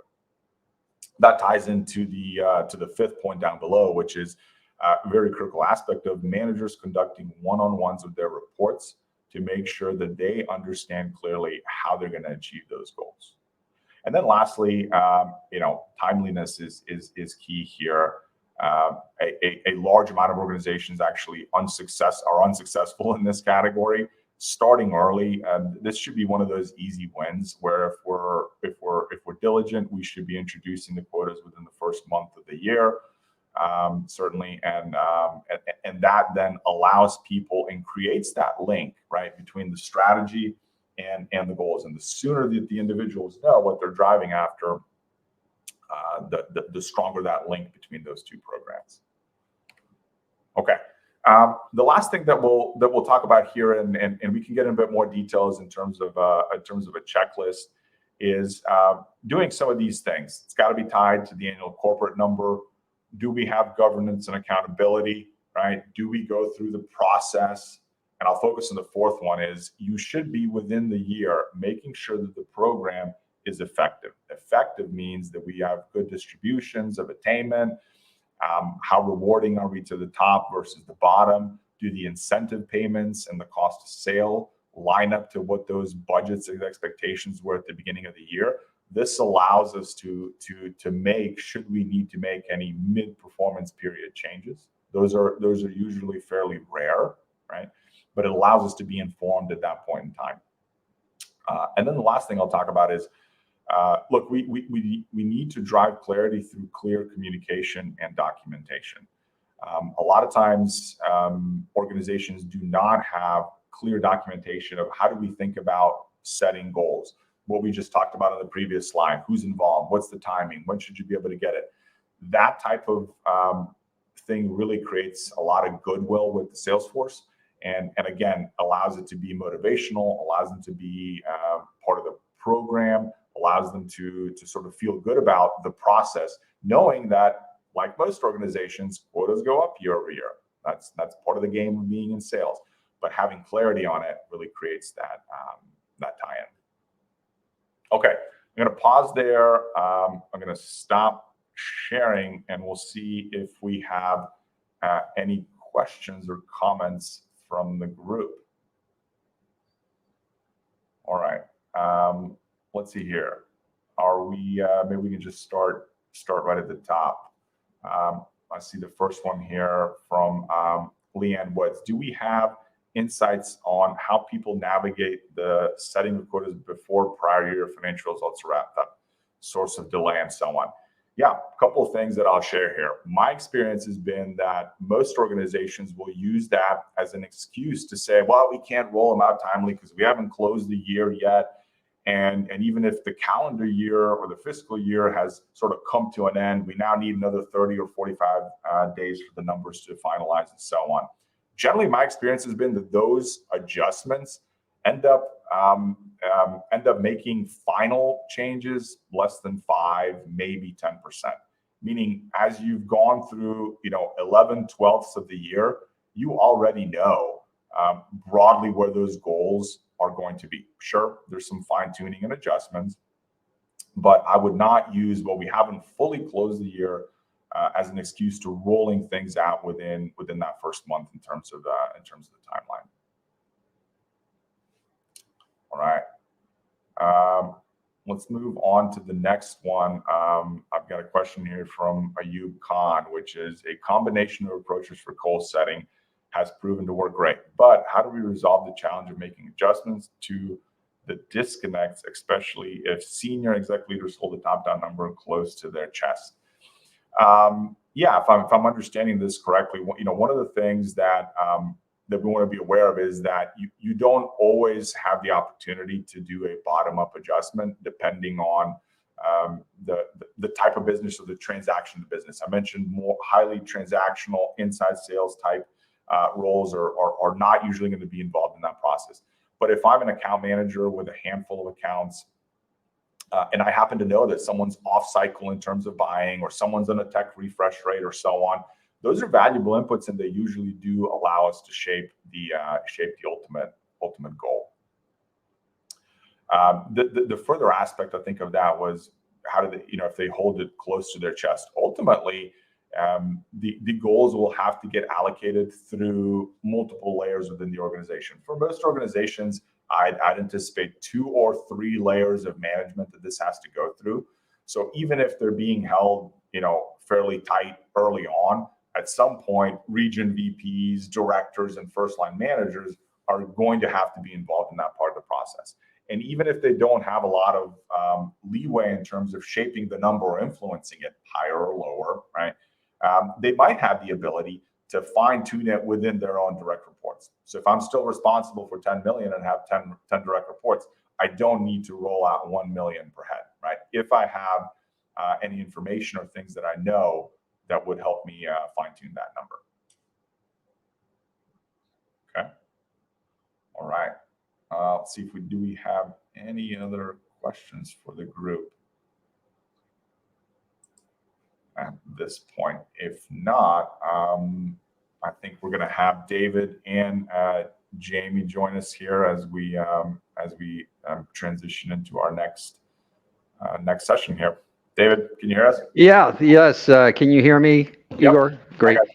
Yeah, very, very interesting commentary about quotas. So a natural reaction would be, well, I'm not responsible for quotas, but yes, you are, in that respect that it has to funnel into the compensation design process. So if you're in sales operations, you're well aware of the challenges associated with quota settings. And I think those in HR compensation need to become conversant and as Jamie said before, build a process that you can follow. So that kind of makes sense.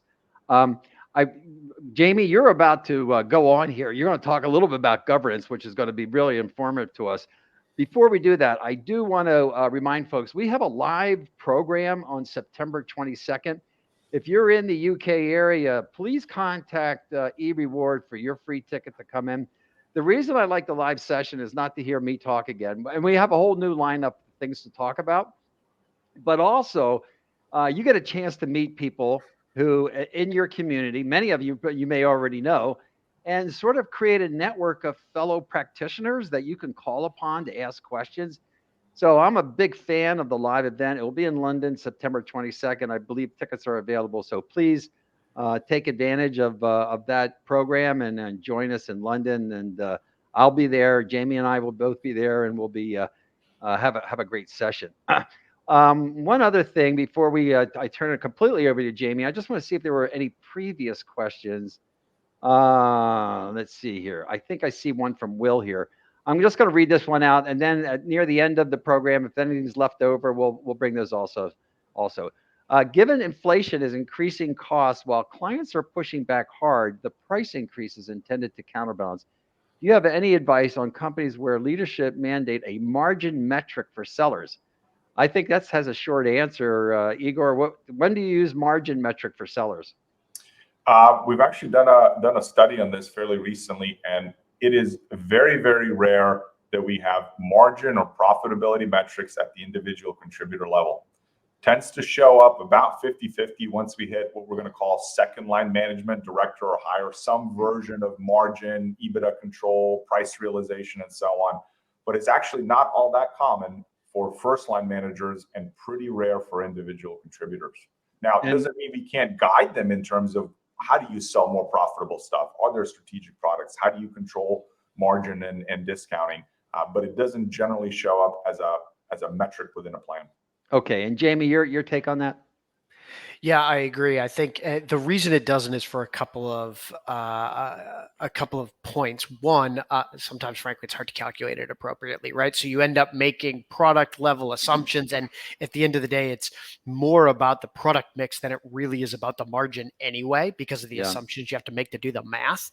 And then, secondly, the real question to be asked, and this is where I think these things always stumble, is it's a nice idea, but how much pricing control does a rep really have at the end of the day? And that's where these things fall down. And when people answer those questions honestly, I think this is what the data you mentioned bears out, Igor. Sales reps really don't have the amount of discount and pricing control that we might like to believe. Okay, if we're great. honest about it. Very good. Excellent observations. So with that, we're going to thank Igor for his presentation on quotas. It's always a challenging subject. And you're right. Every year I've done that survey, and for 20 years, the number one challenge is the quotas. And I think there was a question in there about being late.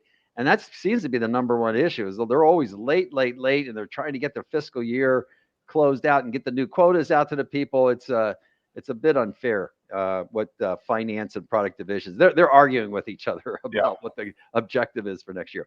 So coming up will be Jamie, and this is a great topic, and that is who owns and how do you manage sales compensation? And so you heard us talk about principles, and you've heard us talk about, you should be in a leadership role. And I think that's one of the ambitions I think we have for you, is that you can bring a lot of value to your organization by being educated, by following processes, knowing principles, and then chartering a governance process.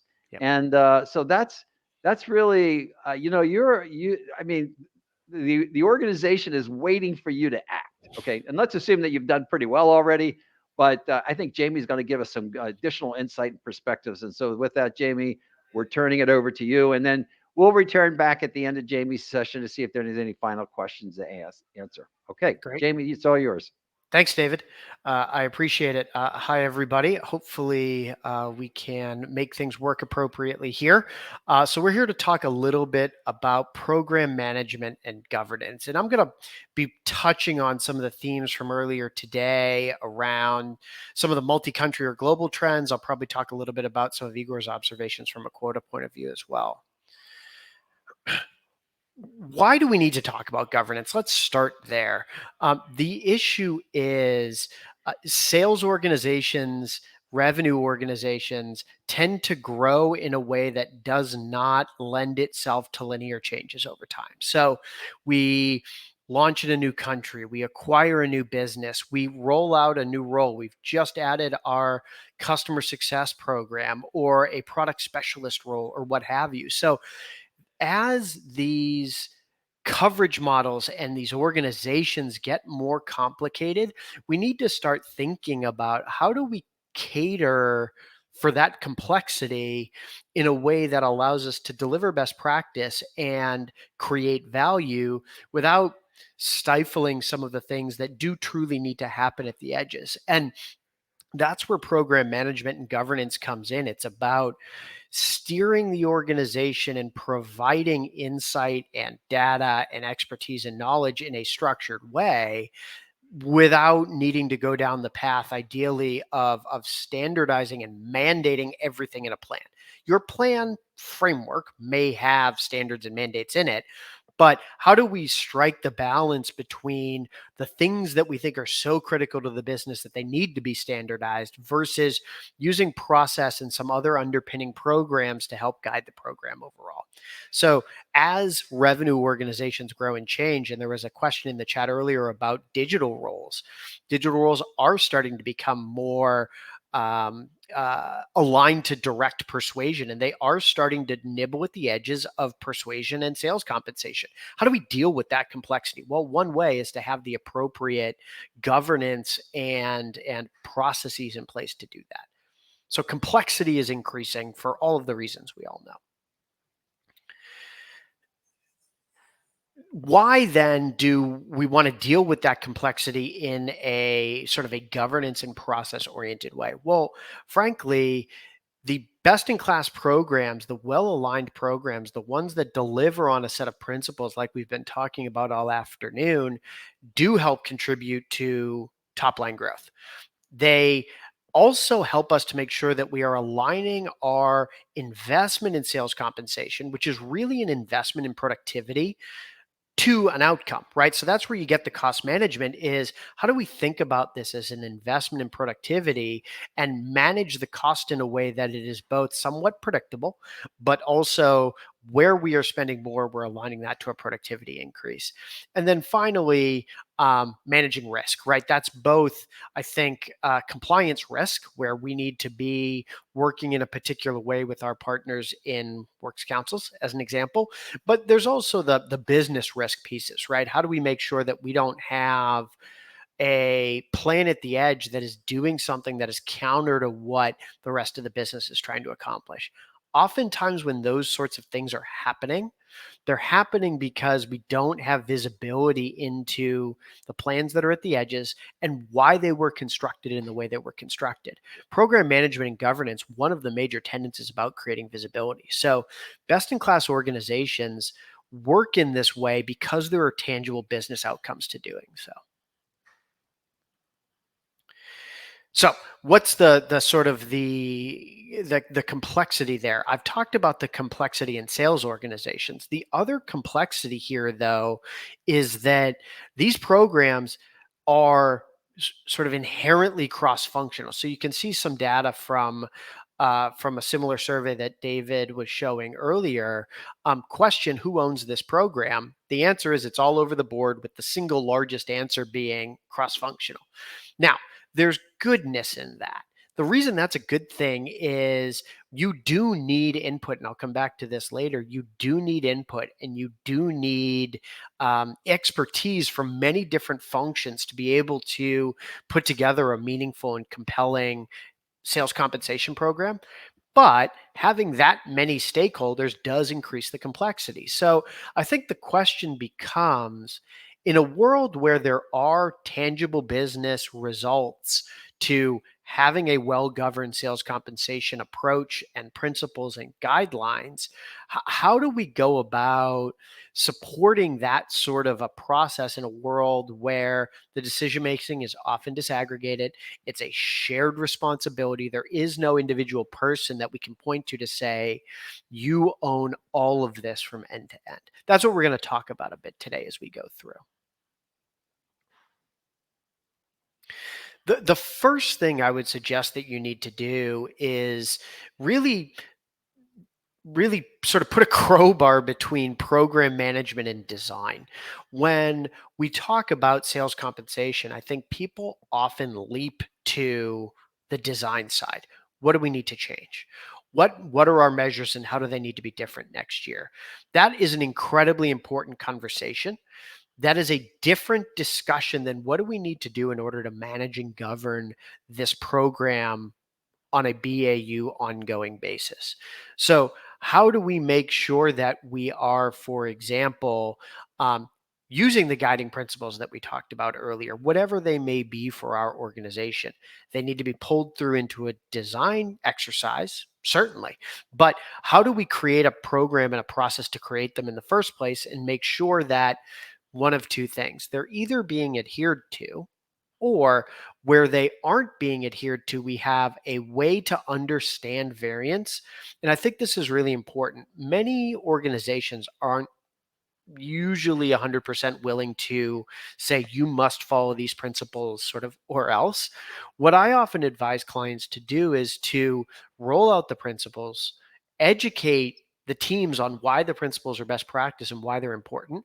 And then the request is, where you don't hold to these principles, help us understand why, and help us understand what your sort of deviation from the principles was so that we can understand if it was impactful. We're open to updating the principles if you find something that works really well, but we can't do that if we don't have visibility.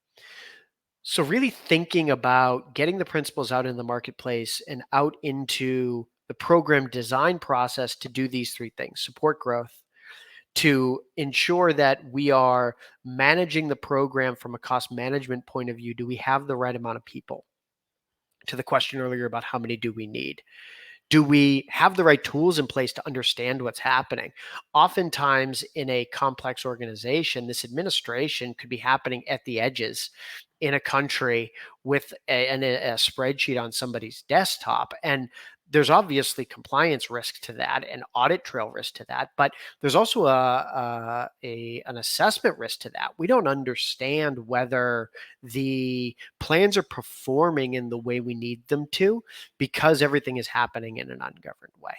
And then the last bit is about the risk mitigation, right? So as we read down that program management requirements column, we're thinking about putting in place the guiding principles.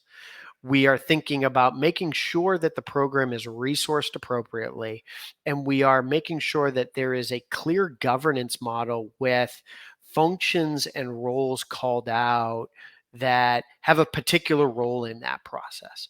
That is the BAU approach, which then pulls down into the design approach, which happens on a sort of a point basis, depending on how large the changes are that we need to make. And you can see these are just some examples at the bottom of the slide, how the process responsibilities may look and feel a bit different, right? So this may have more input and more leadership from the central org. And I'll call back to the survey from earlier that David talked about, right? Where people were saying corporate HQ leads, maybe they are leading in this program management column. Where on the right-hand side, it may be more about local sales leadership and local HR and sales operations that are driving the design process. Again, these are just examples. It's different in every org, but there's one motion, if you like, that's around managing the program, and one motion that's about the design.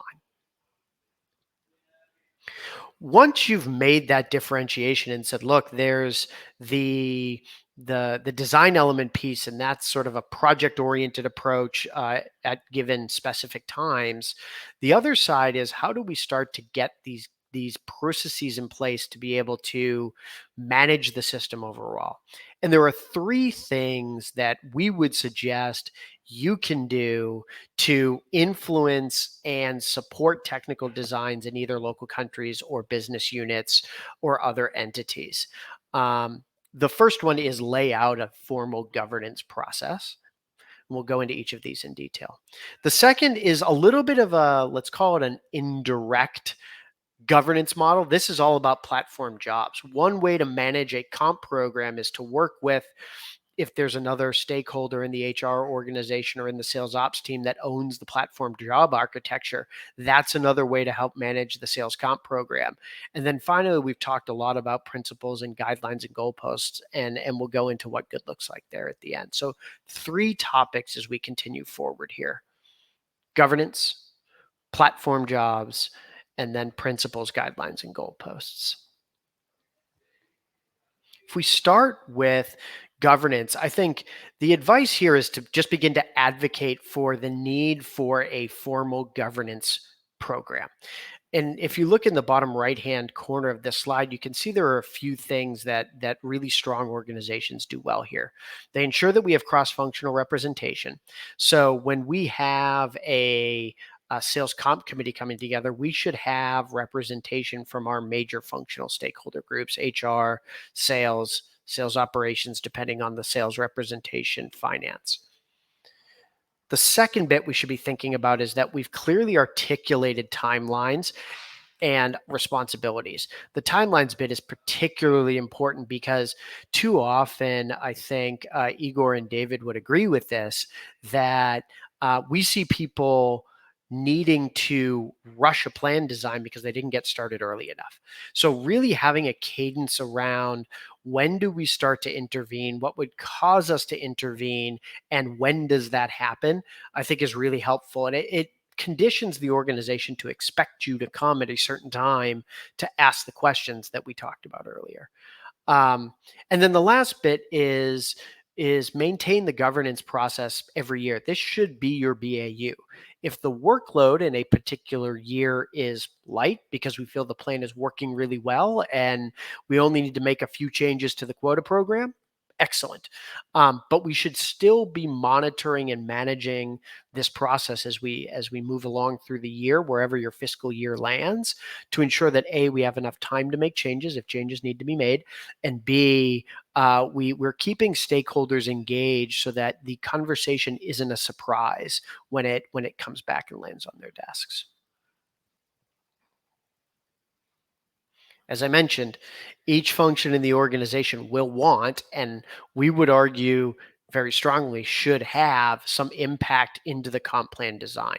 So how do we think about getting each of these stakeholders involved? Sales management, the marketing team, finance from both a costing and a quota setting point of view, sales operations. This one flexes a bit depending on the sales operations strength at your organization. Is that a large built out team that owns all of sales process and sales job design and comp admin? Or is that a thinner team that's really focused on enablement and training? They should be involved. The level to which they are involved will vary a little bit depending on the scale and remit for that team. And then the last one, of course, is the HR and compensation team. We saw some data earlier that the one thing that function almost always owns is pay levels. For that reason, if nothing else, you should be involved from a data point of view as well as from a philosophy point of view. We want and need the sales compensation program philosophy and the sales talent strategy to fit in with the overall culture and feel of the organization. So every one of these functions, and I don't think this will be surprising to any of you, has a role to play here. The question is, can we get them aligned to what we need from them and when we need it on an ongoing basis, and really make it feel like a topic that is a constant, ongoing, sort of simmering conversation rather than a big incident because something's not working.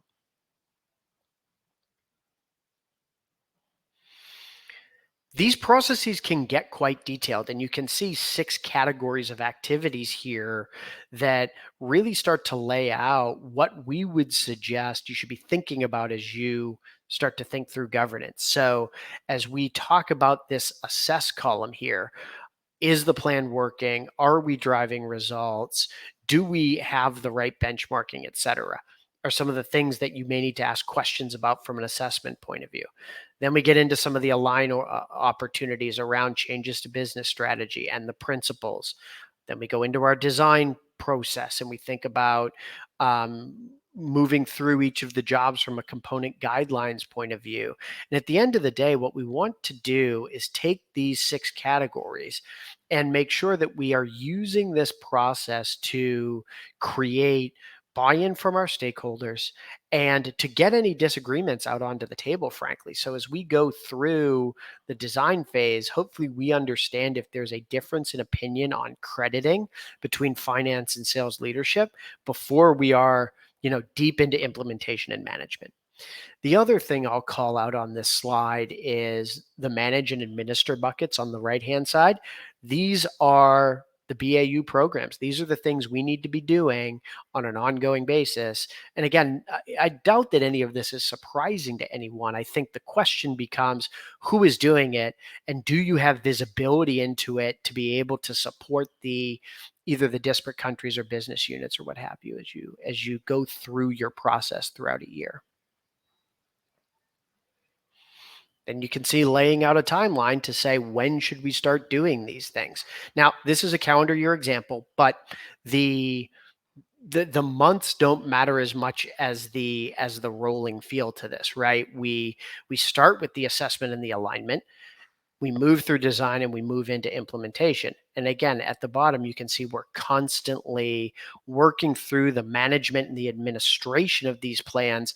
And those 2 activities really feed the others, right? They feed data and insight and a feel for whether the plans are driving the results we need back into the assess, the align, the design, and the implementation, which happen in more of a waterfall way.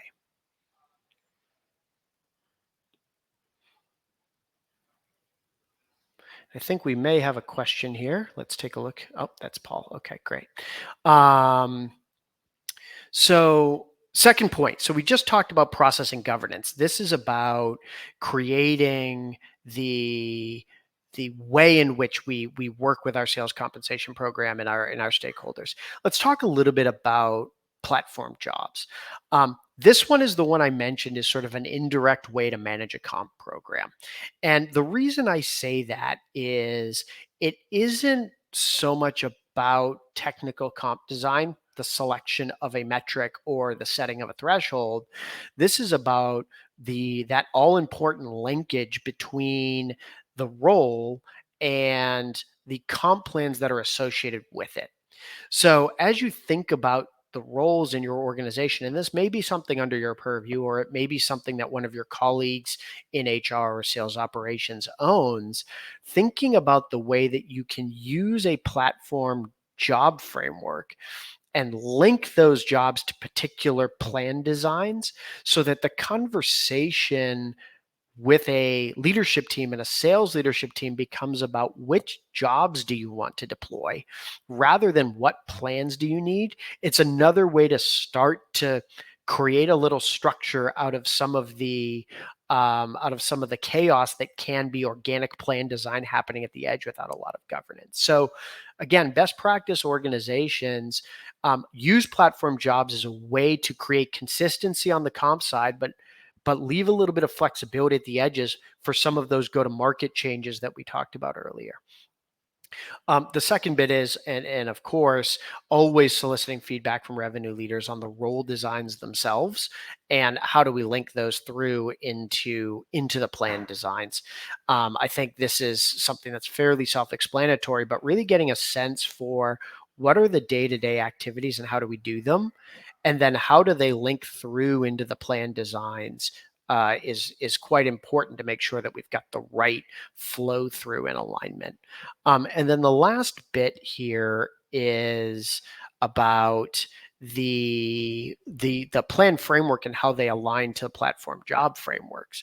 And can we create some connective tissue between those two programs that mean we can have a holistic conversation with leadership about let's talk about which jobs help you achieve your goals and the plans that support those jobs rather than just the plans in a vacuum.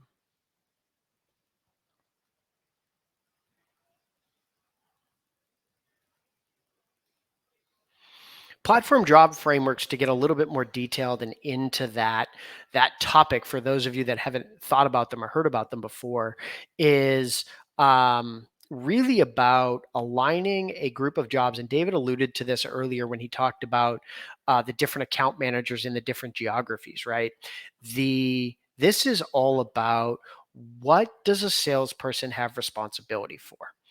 Which customers, which parts of our sales process, maybe which products, maybe which type of selling, technical selling versus pure persuasion versus retention and adoption for a CSM, maybe if they are eligible in your system.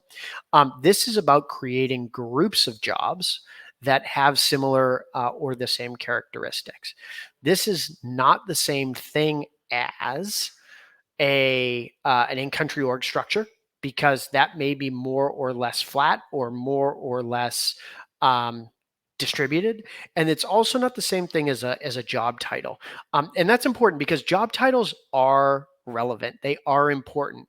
There are absolutely implications across the globe to whether a customer will take a meeting with you if you're not a VP, as an example, and then how you think about your job grading and crosswalking into some of the other organizations inside of your company. That said, platform job is not about the title. It's about what are you doing and what are your responsibilities at the end of the day. So you can see the framework at the bottom here, where you're essentially running these job titles through a series of questions about process responsibility and are you an indirect or direct route to market? What type of sales job are you, inside, outside, digital, et cetera? And then finally, do you hold any management responsibility? And then you group those jobs into these platform jobs. It will simplify your life because you'll find you have far fewer platform jobs than you have job titles, generally speaking. But also it gets to the activities, which is what we really want to tie compensation design to at the end of the day. We then link those jobs directly to a set of plan design parameters. In an ideal world, what we've done is we have taken a job tree like this, where we have essentially broken out the hunting motion, if you like, the creation of new opportunities at the top, with a persuasion role in the middle, closing new business, with a renewal rep at the bottom. And we've broken those three things out, and this is a fairly standard way to think about it. And then we break those categories down further, right? So for example, is the individual that is closing new business specialized on a particular product or service, as an example? And you can see that we've created a list of platform jobs here that are distinct from one another. They have a particular flavor to them, right? Inside versus outside, specialized versus not, renewal focused or not. And they are fairly exhaustive. It's probably not perfect. You are going to get some hybrids, particularly in smaller countries or in startup BUs or those kinds of things. But in an ideal world, what we're able to do is use this platform job structure, solicit feedback from our sales leadership, and then have a conversation about how these platform jobs are the bricks and mortar, the building materials for a coverage model. And each of them comes with a suggested compensation plan attached. So as you can see in the callouts here, a country MD may say, I really need a BDR type of rep because we're a startup type market. Excellent. That sounds like a very logical choice to make in a startup type of market or BU. If that's true, here are the things you should and should not do in a true hunter function. As a BDR type of rep, fairly unusual to use something like a threshold. They don't have any underlying business. Every euro that they bring in is a net new euro. So our suggestion from the framework is, you wouldn't normally use a threshold for something like that, as an example. On the other side, you might see a very mature market or a legacy product division say, my strategy is all about retention, right? At the end of the day, I succeed when we keep our book of business steady and grow just a bit on top of it. Great. Sounds like a renewal rep is the right thing for you, and that aligns with your strategy. So let's go and take a look at the details behind a renewal rep plan. Guess what? They do generally have some kind of a threshold, right? Because they're sitting on a book of business, depending on how you design the metric. Those two plans look very different, but they're different because we've selected a different role that fits our strategy rather than because the decision was made at the edge that somebody likes a threshold or doesn't like a threshold as a motivational tactic. The last of the three elements that I'd like to talk to you about today is the one we've been hinting at, and I want to spend a bit more time here, the one that we've been hinting at throughout the day today. You can see in the top right corner the sales compensation framework that maybe some of you have run across before. This is something we'll go into a lot more depth on in London in a few weeks in one of the sessions. You can see that there are very specific component guidelines. A little hard to read on the miniaturized version here, but very specific guiding principles and component guidelines that we would recommend every organization have a think about. What is the right way for us to apply the best practice and have a point of view on something like eligibility?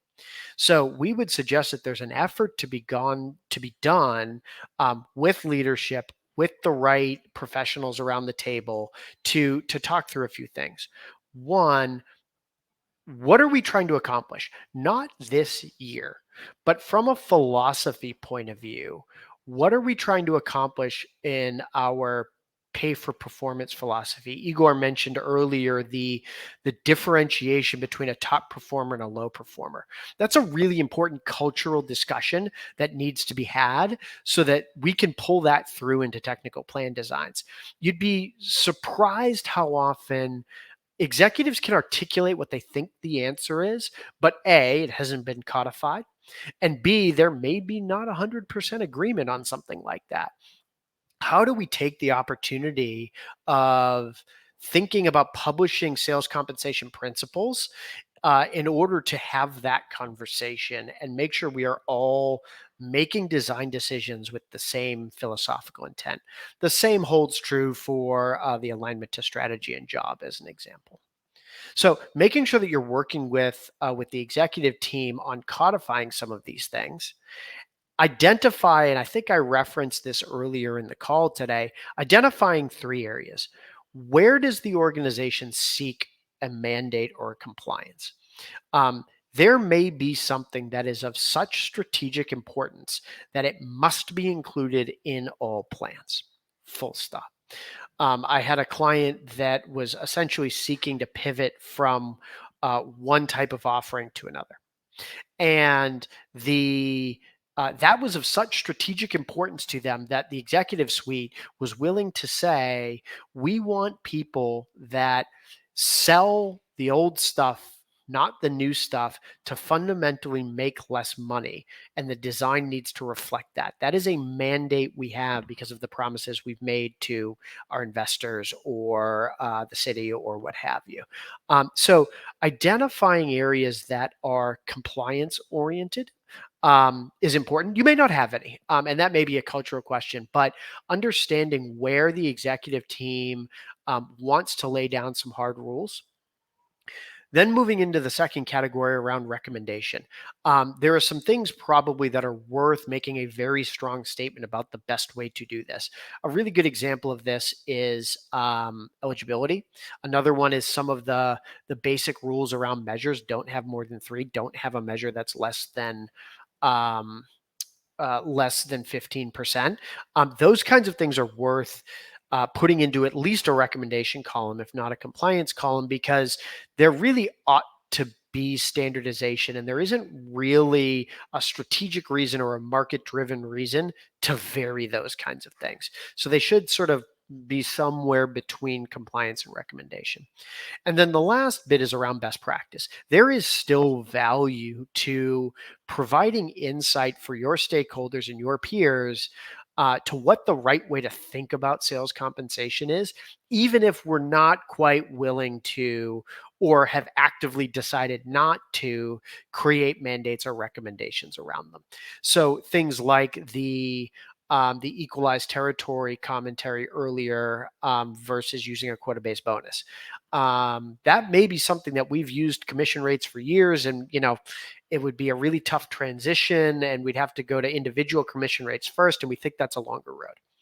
That's a very legitimate conversation to be had. You might still want to publish the best practice about using quota-based bonuses for differing territory sizes, because it will help the program to sort of mature and adapt over time.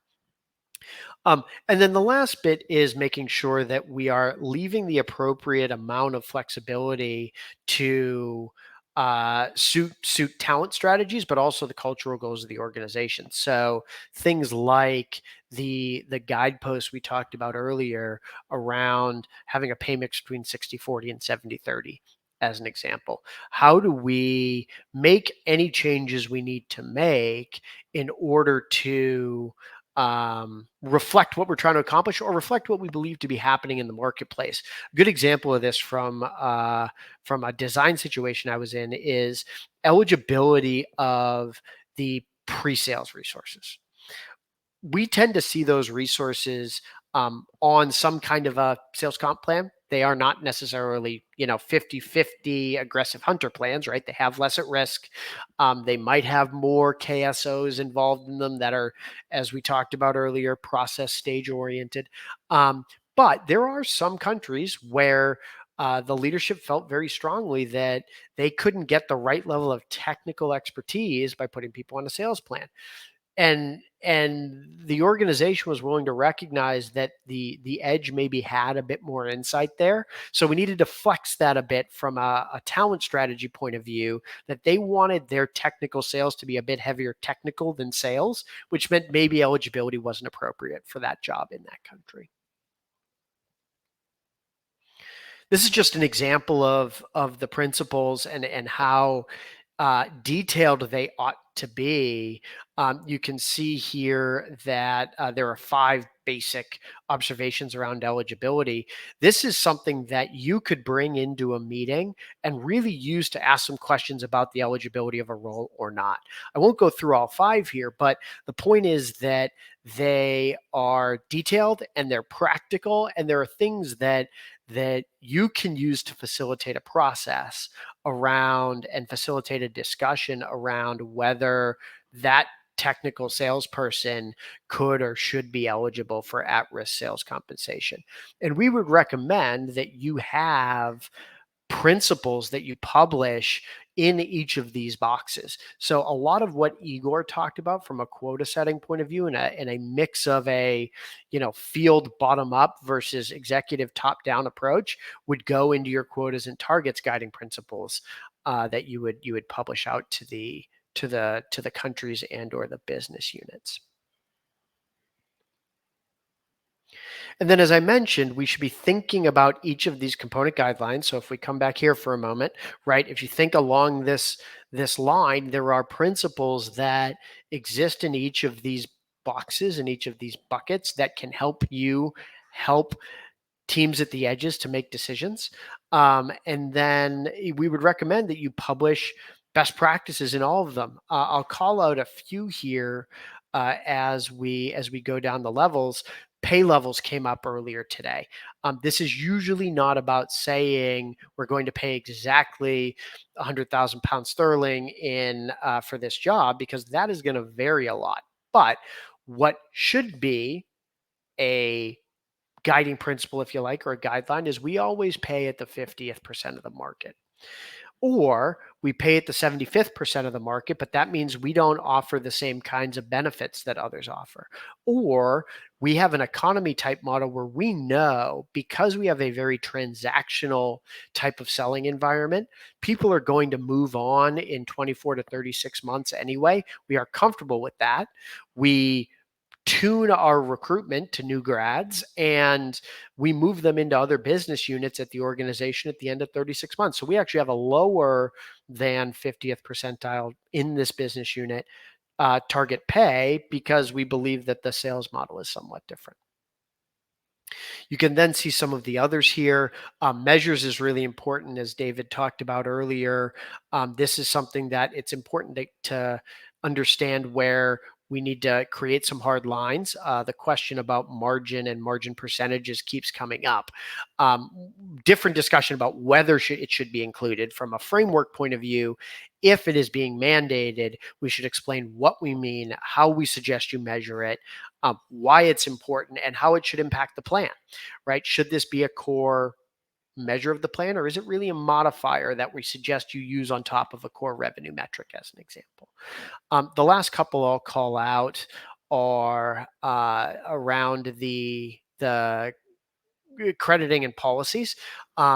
Policies have to be a balance. We do want them to be standard in that there is a sort of a best practice way to think about something like a windfall deal clause. That said, we do need to make sure that we are in compliance in local countries. This is one of those things we have to make sure we leave enough time to review. You will need local review in each of your jurisdictions to make sure you're not doing anything that is against local law. I ran into this once with a design in Brazil, for example, where there was essentially a gate, a hurdle, right? And if you didn't reach a certain amount of retention, your upside was held.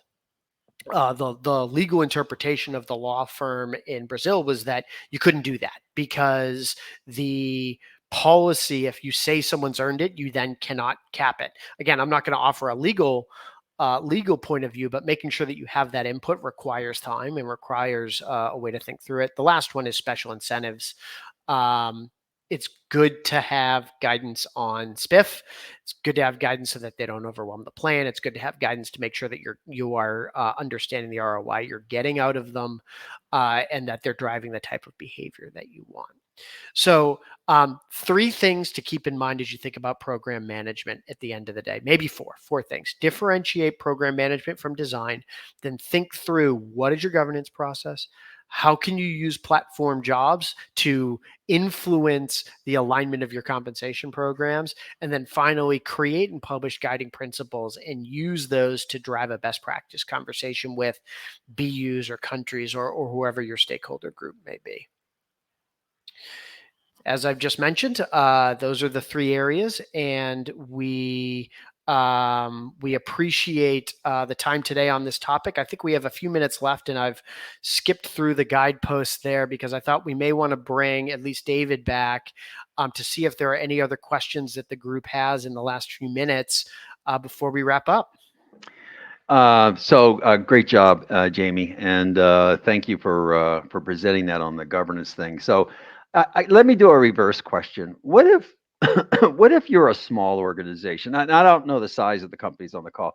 Yep. Does any of these practices apply to smaller organizations? Yeah, so my point of view is yes, they are less cumbersome to put in place, and you might be doing it without knowing it, but we should be still applying a governance process to our sales compensation program. Now, we may not have as much variance because the account manager job is just the account manager job, regardless of where somebody sits. Fair enough.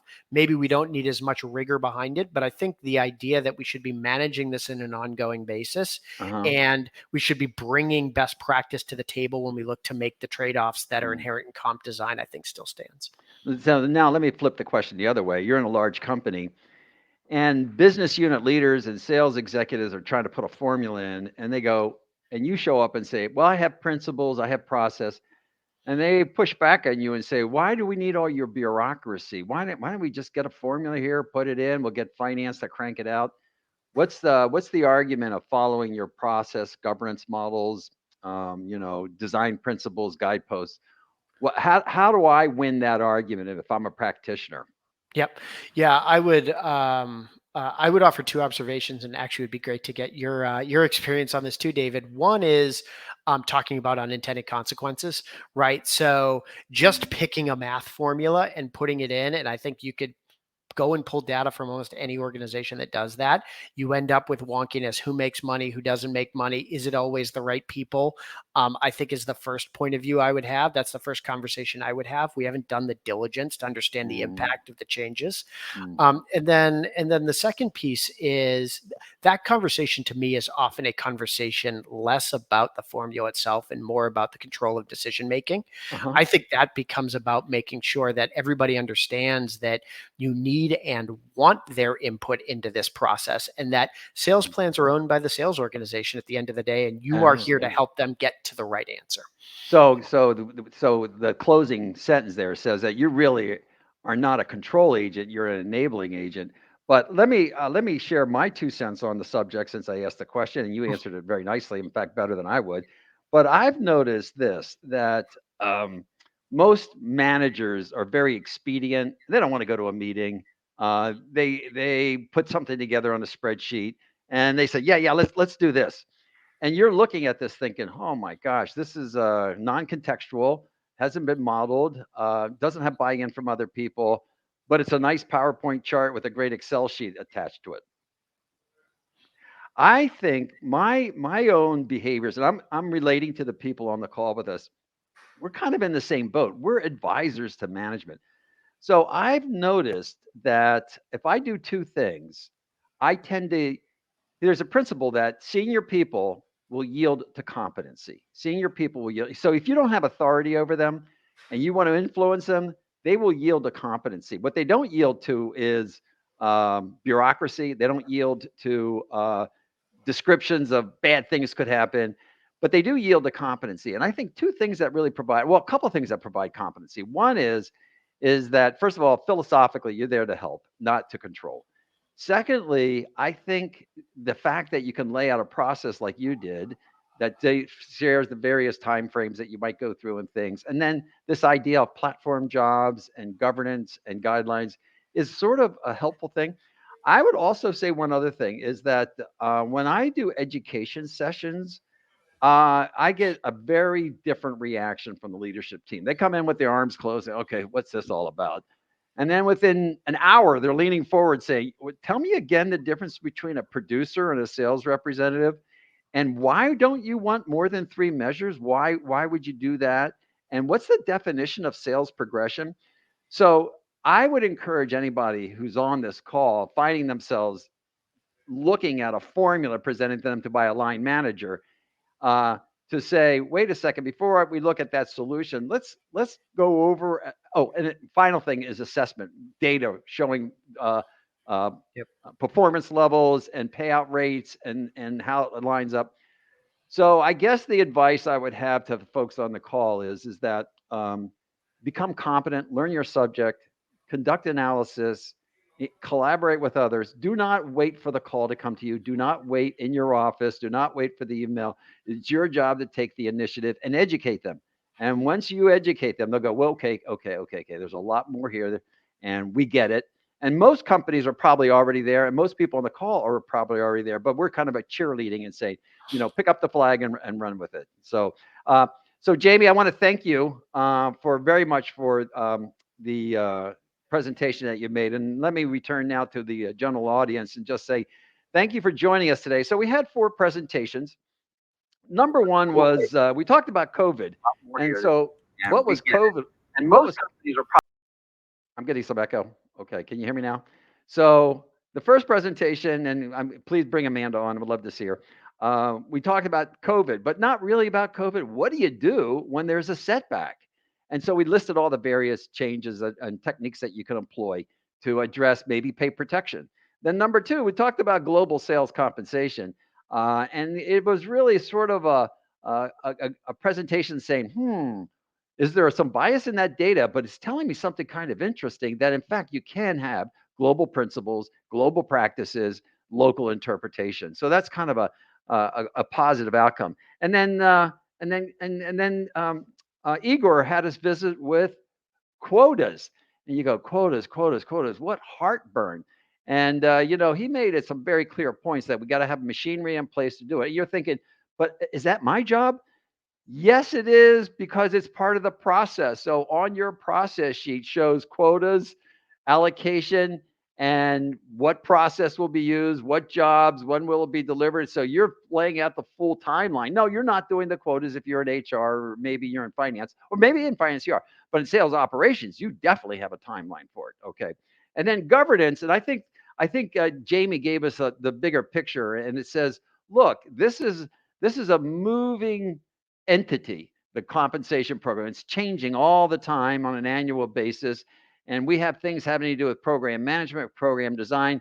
But he gave you 3 great building blocks, okay? One would be your governance, the other would be platform jobs, and then, of course, our principles. So with that, listen, thank you for joining us today. It's a great subject. Again, I salute you for your ambitions in this area to contribute to your organization and do a really fantastic job at your company. Now, please come see us in London. We're going to have a really great day. We have all new topics, some really cool ones. And also, we're going to get a chance to hear some of these vendors present about their products. I'm very curious myself. And so, we're looking forward to having you there September 22nd, and a great chance to meet your peers.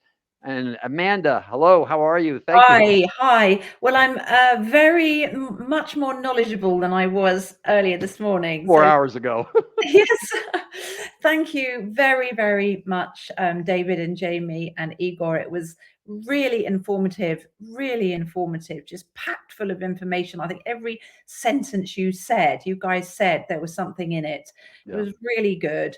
The booths, everybody, are going to be open for another 45 minutes or so. So do go and visit them if you haven't done yet, or you want to enter the prize draws. Or we've had a few people emailing us already to say they want a copy of the slides. Yeah. We will make sure that they all go out to you tomorrow morning on Monday. So don't worry about that. And I think that's the last bit of housekeeping I needed to say. But do come along to London and come and meet me and David and the whole team in person. It'd be lovely to see you if you can.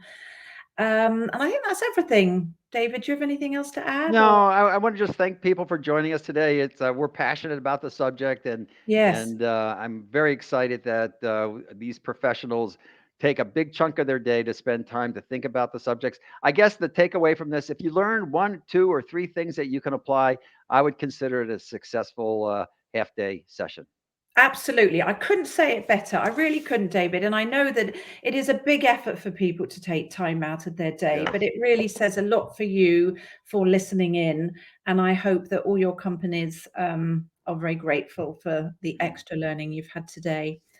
So I guess it's goodbye from me, goodbye from David, and those of you that are coming to London, we look forward very much to seeing you then and eating and drinking with you too. Great. Thank you.